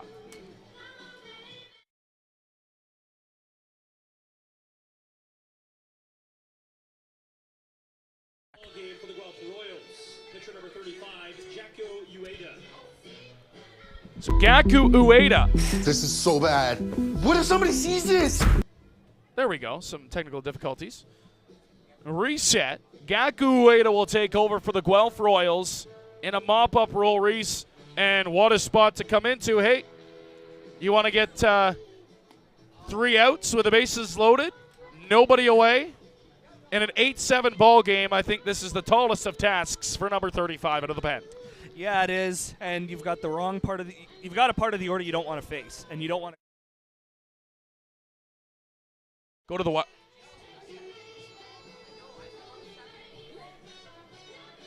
So there's Gaku Ueda's numbers. 20 innings this season, 1-0, sub-4 ERA, 21 strikeouts for Ueda. As you take a look at the Royals' late inning man. He has given up 16 hits, so it's not like he is unhittable. But you're right, he does get his fair share of Ks. All it's going to take is a base hit. You got just one. Just one base hit, exactly. And if you're the Jackfish, at the very least, this ball game needs to be 9-8 fish at the end of this inning.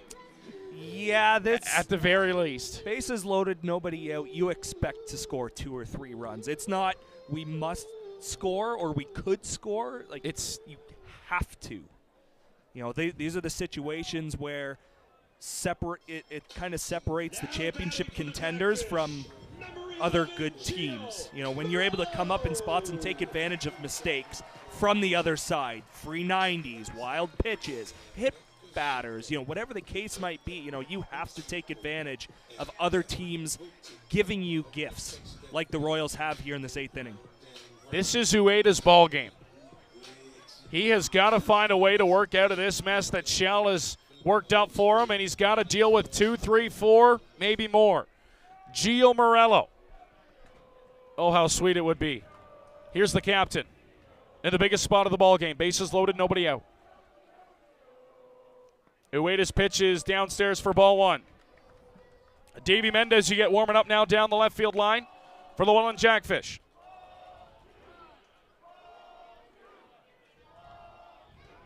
And with the type of hitter Morello is, he is aggressive. However, he's got the maturity where he might wait for a strike in this spot.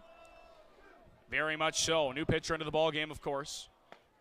And he sees one. 1-1 the count. All right, now you go.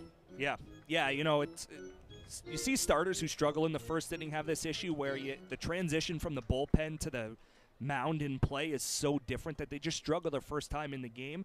You make a reliever like this prove that. Gio sends one foul lookout into his own dugout. 1-2.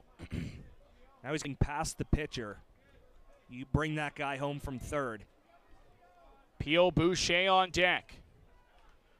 Luther at third, Hupe at second, Wisner at first. Gio in a 1-2 count. Ueda comes home. Gio bounces one, through on the left side. Base hit, Luther scores. Right behind him is Hupe. It's a 2-run single for the captain, and Gio gives the Fish back the lead.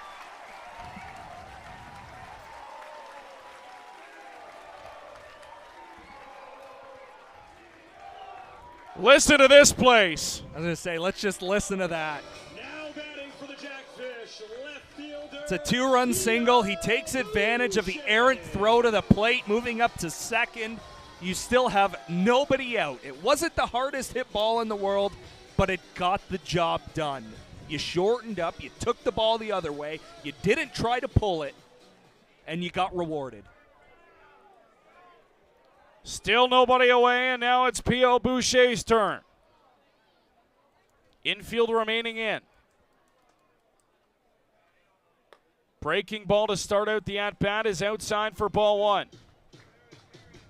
P.O. tonight is 0 for 2. He's walked a couple of times. He's also struck out a couple of times.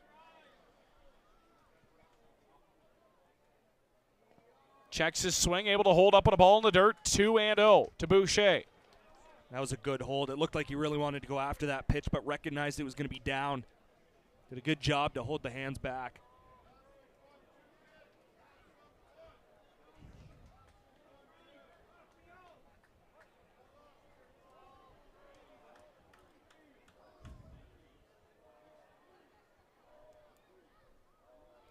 Ueda comes set, his 2-0 offering. Boucher wanted that one, comes up empty. And that's the count for that swing. Now you refocus 2-1. Still looking to hit it hard somewhere, but no, you don't have that 2-0 luxury now.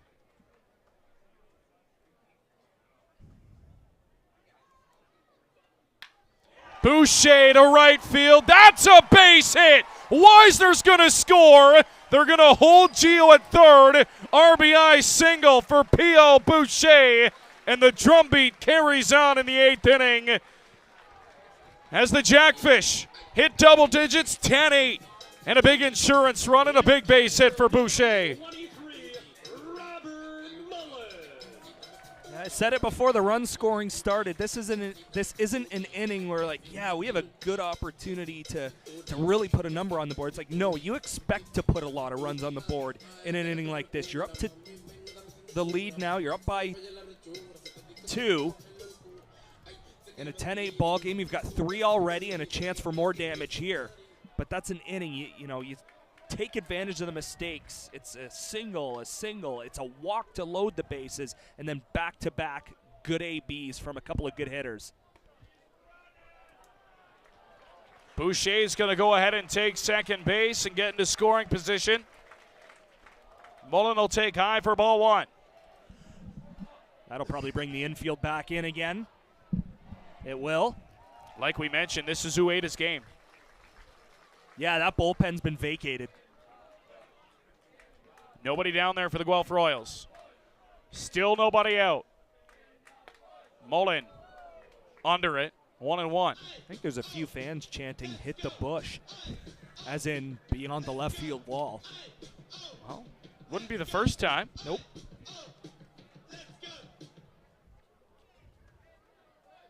A 1-1 to Robbie.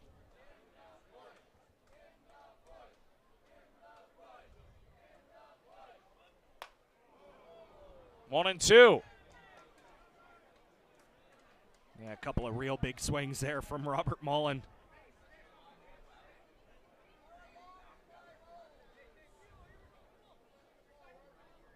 New energy in this ballpark after the 3 spots so far.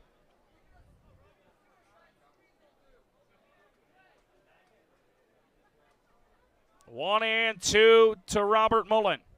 Ueda comes home. High chopper to third base. Not going to have a play at home. They'll throw to first and get the first out of the ball game. A productive AB for Mullen, who put it in play. Gio will score. It's a now 3-run Jackfish lead.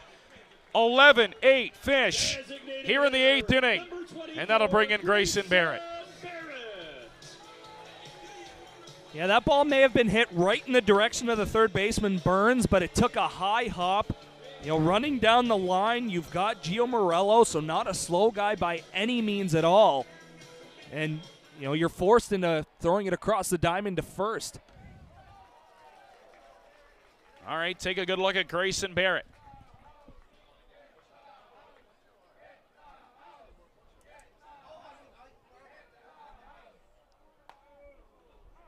Pitch is a called strike to Grace. So that's the second time where the shortstop for the Royals, LaRue, has been essentially standing on second base after a runner gets too big a lead and the pitcher delivers to home. In those situations, you have to recognize and understand that you have a guy out of position. You need to step off. Because when you get talented hitters at the plate, like you see 1 through 9 for the Jackfish, they're going to take advantage of you not being in your spot and standing on second base. And, you know, as LaRue, you're standing at second thinking, oh, my pitcher's going to step off. He knows. And then when he delivers to the plate, you start to get nervous. You're like, please don't hit it into where I'm supposed to be. Like, it's just, that's... And usually it goes right where you were supposed to be. Yeah. You shouldn't be delivering a pitch at that point. Grayson Barrett sends one into left field. That's a base hit. They're going to hold Boucher at third, and it just continues here in the 8th for Welland. Another base hit in the inning. That is their 5th base hit in the 8th inning. Runners at the corners and still only one away from Mateo Porcelato. And all singles, right? They're just taking their simple swings and getting it to the outfield. That's team hitting. That is what we've seen over the last week and a half or so from this Jackfish squad. So here's Mateo Porcelato, who's 2 for 2 tonight. He's reached base 3 times. He was intentionally walked to add to that. He scored a pair of runs in the ball game. And now Porch up with runners at the corners.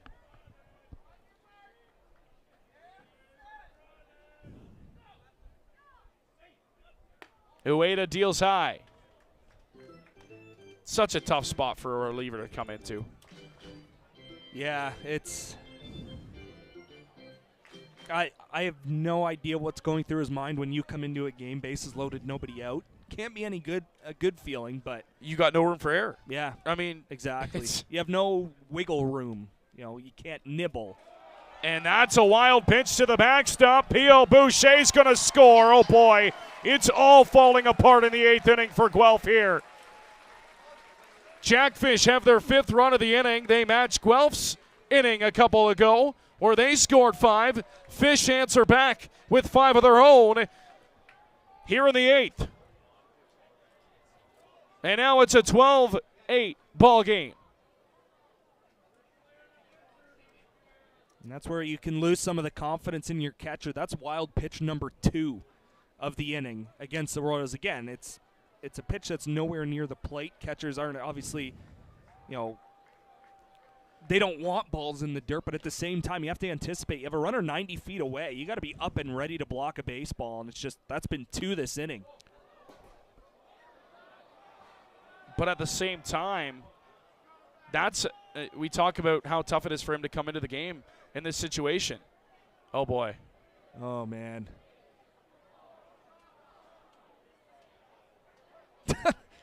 No breaks. We got the push-up line going on. It's like a Congo line down in the dugout. Poor CJ. When CJ has a tough night, that means the rest of us are having a pretty good night. Porcelato is going to try and add to it. He's got a base hit. 6th hit of the inning for the Fish. Runners coming home is Barrett. He'll score. RBI single for Mateo Porcelato. His 3rd knock of the night. And it is now a 13-8 Jackfish lead. What an inning for Welland here in the 8th. They're going to bat around. Gom's the 9th man to come to the plate. And you reset to that wild pitch that I was trying to talk about before we got another run. That's not really a big deal if you come in with, you know, a fresh inning, right? Yep. You throw a wild pitch, oh well. Yeah, it is realistically, it is what it is, right? Yep. It happens. Yep.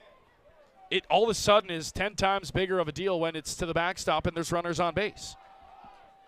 Yeah, and you know what? When you don't have a catcher that can keep those in front, you know, oh, man. It's worth the interruption. Oh, he's got some friends now. I love that. Jacques has no clothes on now. Porch is taken off for second base. He's in safely. Yeah, and what that does to a pitcher is not only are you losing confidence in your catcher to block a ball, but if you do choose to throw something soft and you're normally one to bounce it, can you really bounce it? do you have that trust in your catcher to block a baseball that you have to get a pitch in the dirt? Gom, heavy swing and a miss, 1-1. And that doubt can lead to hanging breaking balls. It goes both ways, too. Yeah.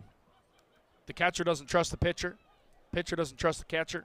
It's bad ingredients. Ueda in a 1-1 count. Only one away here in the 8th inning. Porch is going to head off for third base, and he's in easily. Just adding to that league leading in stolen base category.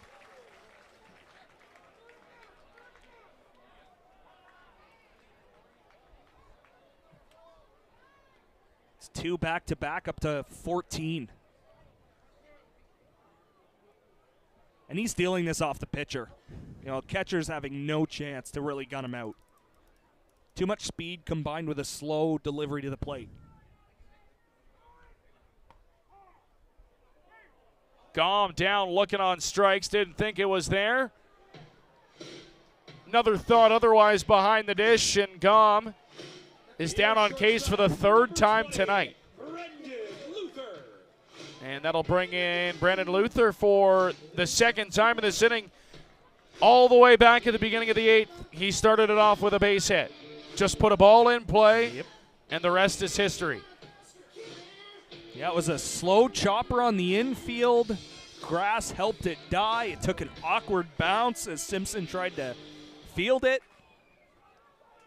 Bad combination for the defense, good combination for the offense. Well, you said right off the hop, this isn't going to be a 1-run ball game or a 1-0 ball game. And all of a sudden, we're in a track meet here, 13-8. Yeah, I don't want to say that 1-0 game was kind of a fluke because pitching is good on both sides for these two teams. But you're kind of like, how did these offenses only combine for a run? It is 15-0 Hamilton. Wow. They just scored 7 runs in the 8th. 19 hits for the Cardinals at that boombox of a ballpark that we call Jack Couch in Kitchener. Bottom of the 8th. Do we say it? We're not going to say it. I'm not going to say it, but cool. it's still a game that you want to keep an eye on. Yeah, there are still 3 zeros on the board for Kitchener. Still some special things happening at Jack Couch. Yeah, like you said, a rare road start for Owen Boone. Absolutely, and he is shoved. Realistically, does it really help you that your offense put up 7, though, in the 8th inning and you had to sit for half an hour or however long that inning took? Luther, broken bat to first. Takamatsu has it. Nightmare inning over for the Guelph Royals that sees 10 fish march to the plate. They cross 6 with 7 base hits in the inning. Oh, what an inning it was. And we're going to head to field level because it's time for Davey Mendez. He's going to try and close it out for the Fish, who look to win their 4th consecutive ball game as Mendez enters the game.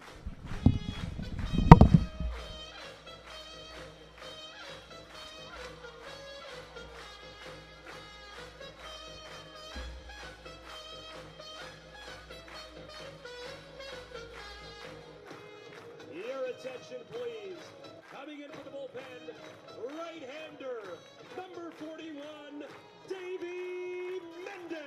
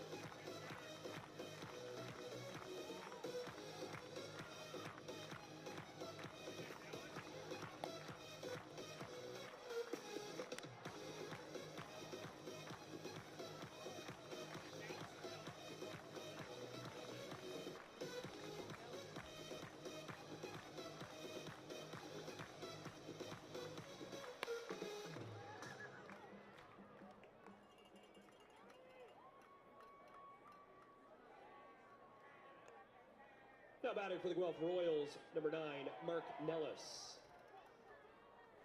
Well, it's no longer a safe situation for Davey Mendez, but he was warmed up regardless, so he's going to come into the ballgame and get some work in. To all of these fans' delight here tonight, they get to see Davey, they get to see a ton of runs. Kind of a win-win scenario. And now Mendez's job is to close this door in a 5-run lead and keep it that way. Mark Nellis, a pinch hitter to start here in the 9th for the Guelph Royals. Yeah, he'll come in for Blake Simpson, who finished 1 for 4. But Dino wanting to get some of those bench guys in at bat here late. I mean, you're not pinch hitting for the next guy, but absolutely not. 2-0 here to the leadoff man.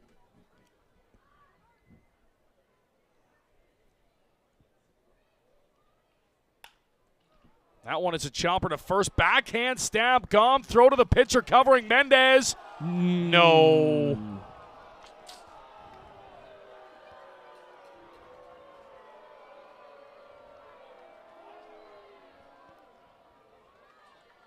Bang, bang over at the bag. We'll see if we get another angle of that, but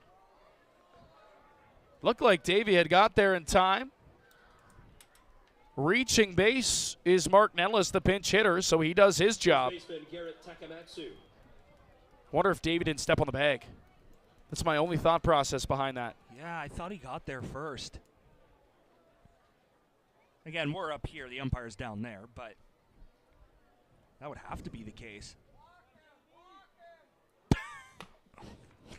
All right. All right, sure.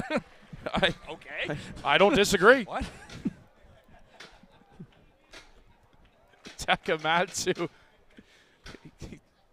2 for 4, 2 home runs. Fans want him to be walked here. They don't want to deal with him. Power v. Power here in the 9th. That's in there, 0-2. Yeah, as a baseball fan, you want to see this at bat. You don't want to see an intentional. No. Like you, especially not up in the 9th. Yeah. You're up 5 runs. Yeah, that's as far as I'm going to go. We got stairs last time I said anything. Yep. So, hey, 0-2. I didn't hang it. You did not. 0-2 from Mendez. No. It's a tough take. Robbie Mullen checking back with the home plate umpire.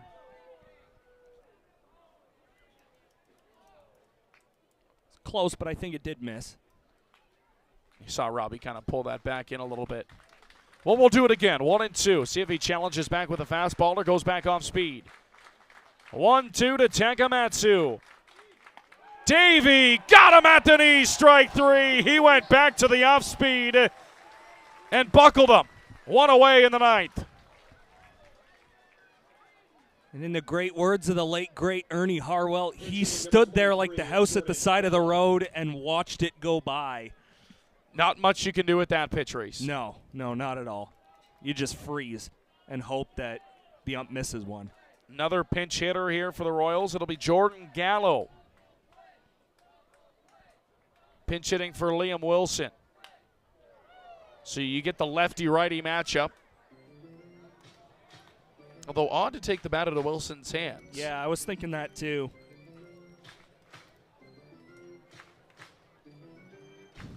One on, one out here in the 9th. Mendez trying to shut it down for the Fish. Look to win their 4th straight.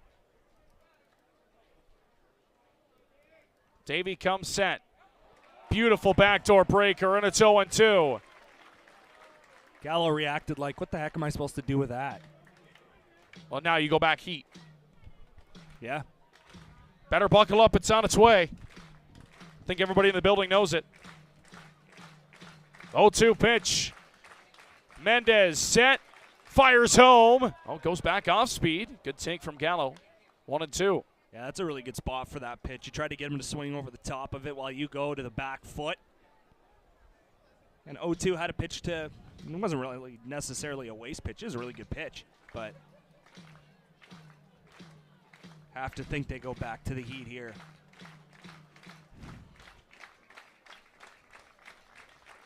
Davies 1-2 pitch fouled off. They did. Stick with it. He's late. 100%. It's a bang play. Getting our look at first. It's a bang play down at first base. Breaking ball stays out.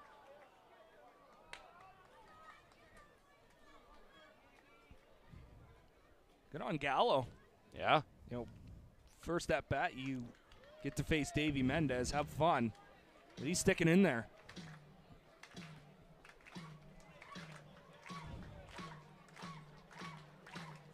Into the 9th inning in Kitchener. 3 outs to go for Owen Boone. Mendez 2-2 on its way. I think if that pitch is framed better, it's probably strike 3, Reese, but the fact that it brought Mullen so inside hurts it, and that's a ball. Yeah, that's that borderline pitch where, you know, it might be off the plate, but if he's set up there, he might get the call. But, yeah, if you have to reach, you're not getting it.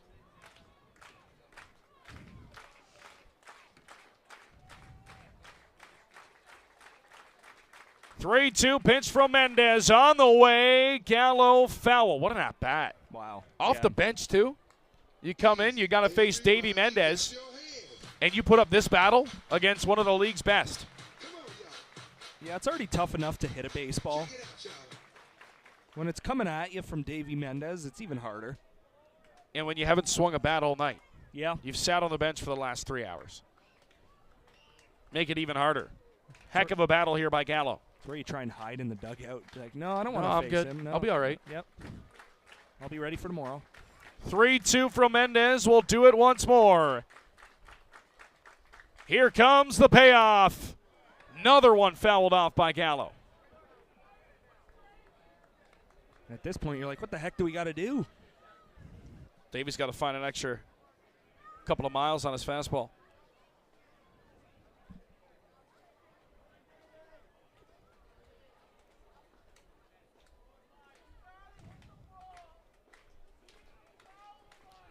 One on, one out. Gallo and Davey. Horns locked. Another full count pitch. Mendez comes set. Fires home. Another one fought off by Gallo. Man. How many pitches is I've lost count.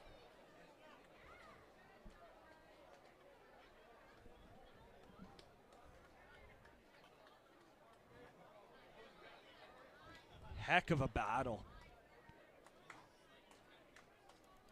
You know, and guys can look at what happened in the bottom of the 8th and be like, oh, you know, we're done, and give up their at-bats. But here, he's fighting. This is a perfect example of that.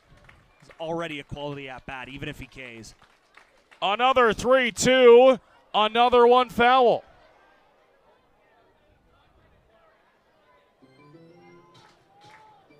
This could be an at-bat that earns a player a spot in the starting lineup the next game. Absolutely.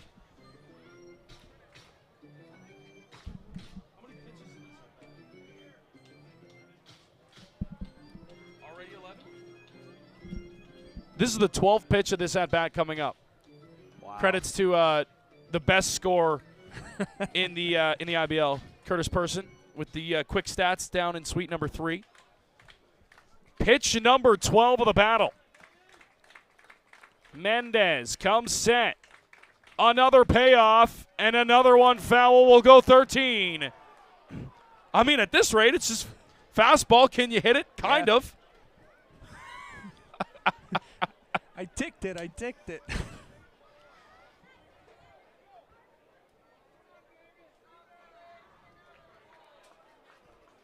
This is fun to watch. Do you go fastball again, or do you break him here? Might have the cushion. I think I throw something soft. I think I throw something soft. I throw him off here. See if he goes soft. I think you got nothing to lose. Yeah. 13th pitch of the at-bat coming up.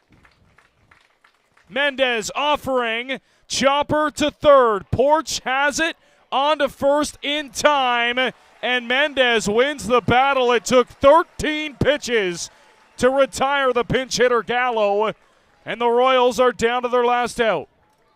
Pitch hitting number 13, Anderson. Yeah, he's going to get a ton of high fives when he comes back to the dugout.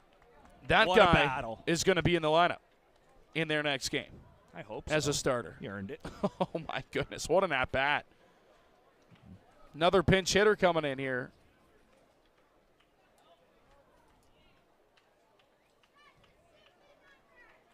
For Guelph. It's Anderson Fenwick. Take strike one. The Royals swapping catchers here. They'll take Ward's spot. So look at the youngster Fenwick. Mendez ahead 0-1. Oh, boy. Ooh. That'll wake you up. Just a little bit. Look at, look at, you see the grin on his face? Really, guys? Well, now he's into the ball game. Tap his chest. Chops his Yep. chest, yeah. Deep breath. The heart's beating a little quicker than it was. Now as the batter, you got to reset here in the box.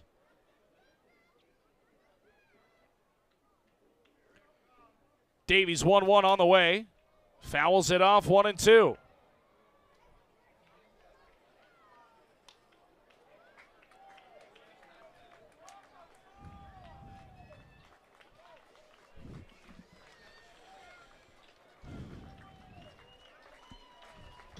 Two down.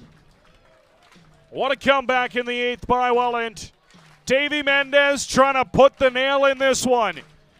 Jackfish looking for a come from behind victory over Guelph. A 1-2 pitch coming to Fenwick. He got him, strike three. Davy Mendez locks it down. 4 straight W's for the Welland Jackfish as they do it via the comeback in the eighth inning. A 6-run eighth powers the Welland Jackfish to a victory here in front of a great crowd on Pack the Park night. Although every night's Pack the Park night here in Welland. And the Welland Jackfish, another win. Win number 18 on the season. And they get it done via Davy Mendez in the ninth inning. And a 13-8 win over the Guelph Royals. We'll step aside momentarily. We'll head down for our player of the game. And we will be back for the postgame here inside Welland Stadium. On behalf of the Welland Jackfish, I'm Spencer Tangway. Please drive home safely. And a reminder, go Jackfish.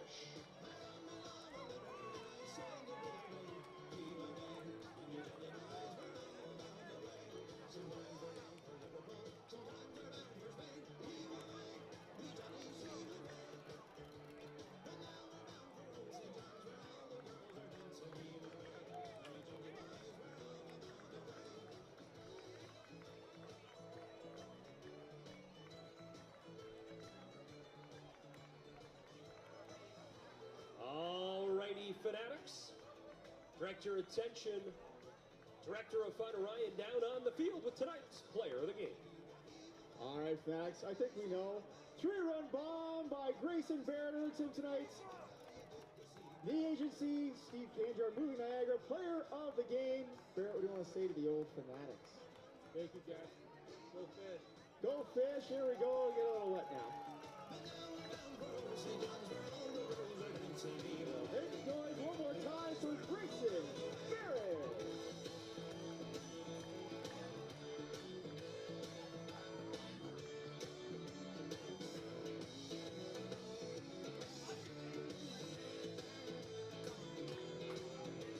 Sometimes we're bound for Liverpool, sometimes we're bound for Spain. Either way, me jollies either way. But now we're bound for old St. John's where all the girls are dancing either way. Me jolly boys, we're all bound the way. Sometimes we're bound for Liverpool, sometimes we're bound for Spain. Either way, me jollies either way. All right, welcome back inside the ballpark. Post-game here in Welland. Jackfish get a big 13-8 victory over the Guelph Royals. They do it via an 8th-inning comeback. They were down 8-7. Seemed like all hope was lost against Shell. He was throwing a gem since coming in to replace Rodriguez. Had Jackfish off balance until the 8th inning. He loaded the bases. Gaku Ueda, a tall task to come in and pitch with the bases loaded and nobody out to try and preserve that 1-run lead for the Guelph Royals. He could not do it, and Jackfish cross 6. They bat around. They send 10 to the plate. All singles in that inning for the Welland Jackfish. Not try to do too much. That's exactly what they did tonight. Yeah, it kind of felt like it was one inning too much. Kind of like we saw with Jose Dominguez. Not surprised that he came out, but a little bit. Because we're like, it wasn't a great 5 innings, but he also still had a little bit of leeway. Seemed to be one too many, and it was the same situation in the 8th inning. But, yeah, it's just, team at-bats. You just pass the baton to the next guy. Nobody, you don't have to put 4 runs on the board at once. It's nice. It looks good. It gets the fans up out of their seats, but you don't have to. And the fact that every hit was a single, there was a walk thrown in there. There were a couple of wild pitches that they took advantage of. But the fact that there were a couple of 2-strike hits as well, you shorten up, you take the ball the other way. You don't try to do too much and just simple swings, simple approaches to get the ball to the outfield, and you've got enough speed on the bases to score more than 1 run on a single, and the Jackfish took advantage of that in the 8th inning. Our player of the game tonight, Grayson Barrett, he had a great night at the dish. He was a DH tonight. First inning, 3-run bomb to get the Fanatics up and out of their seats. A great crowd here tonight, and they had something to cheer about right off the hop. This offense, does it ever feel like the first few weeks of the season? We say it often and often again, but again, timely hitting. Their first 5 runs, Reese, came via 2-out hits. Yeah. Grayson Barrett's 3-run bomb was with 2 outs and 2 on, and then you go to the 2nd inning. Again, runs with 2 outs, hits in key spots for the Welland Jackfish. It's been a much different, more balanced lineup than we saw a few weeks ago. Yeah, absolutely. Yeah, that 2-run homer, or a 3-run homer, I should say, with 2 outs was huge. You're right. When it seemed like the inning was just, just kind of felt like, are they going to get one? It'd be awesome if they did, but we've seen them in spots where they haven't in the past, and yeah, it got the crowd off of their butts. It got some energy in this building after the Guelph Royals scored 1 in the first, so that's huge. I look at Austin Gomes' 2-out double as well. That was an absolute rope to the left center field wall, and that came after an intentional walk to Mateo Porcelato. They fall behind him 3-0, and they're like, the way he's hitting the ball tonight, we really don't want to try and come back, so we're going to put him on first. And sometimes as the hitter coming up next, it's like, are you trying to say I suck? Like, what are you trying to say? And Gom was like, oh, okay, sure, I'll just lace one and score 2 runs. And I look at that at-bat as a great moment in the game. It felt like a really nice team win when it felt like the air was deflated out of them. Yep. After that 5-run inning by the Royals, they found a way in the 8th inning to come back and get the victory.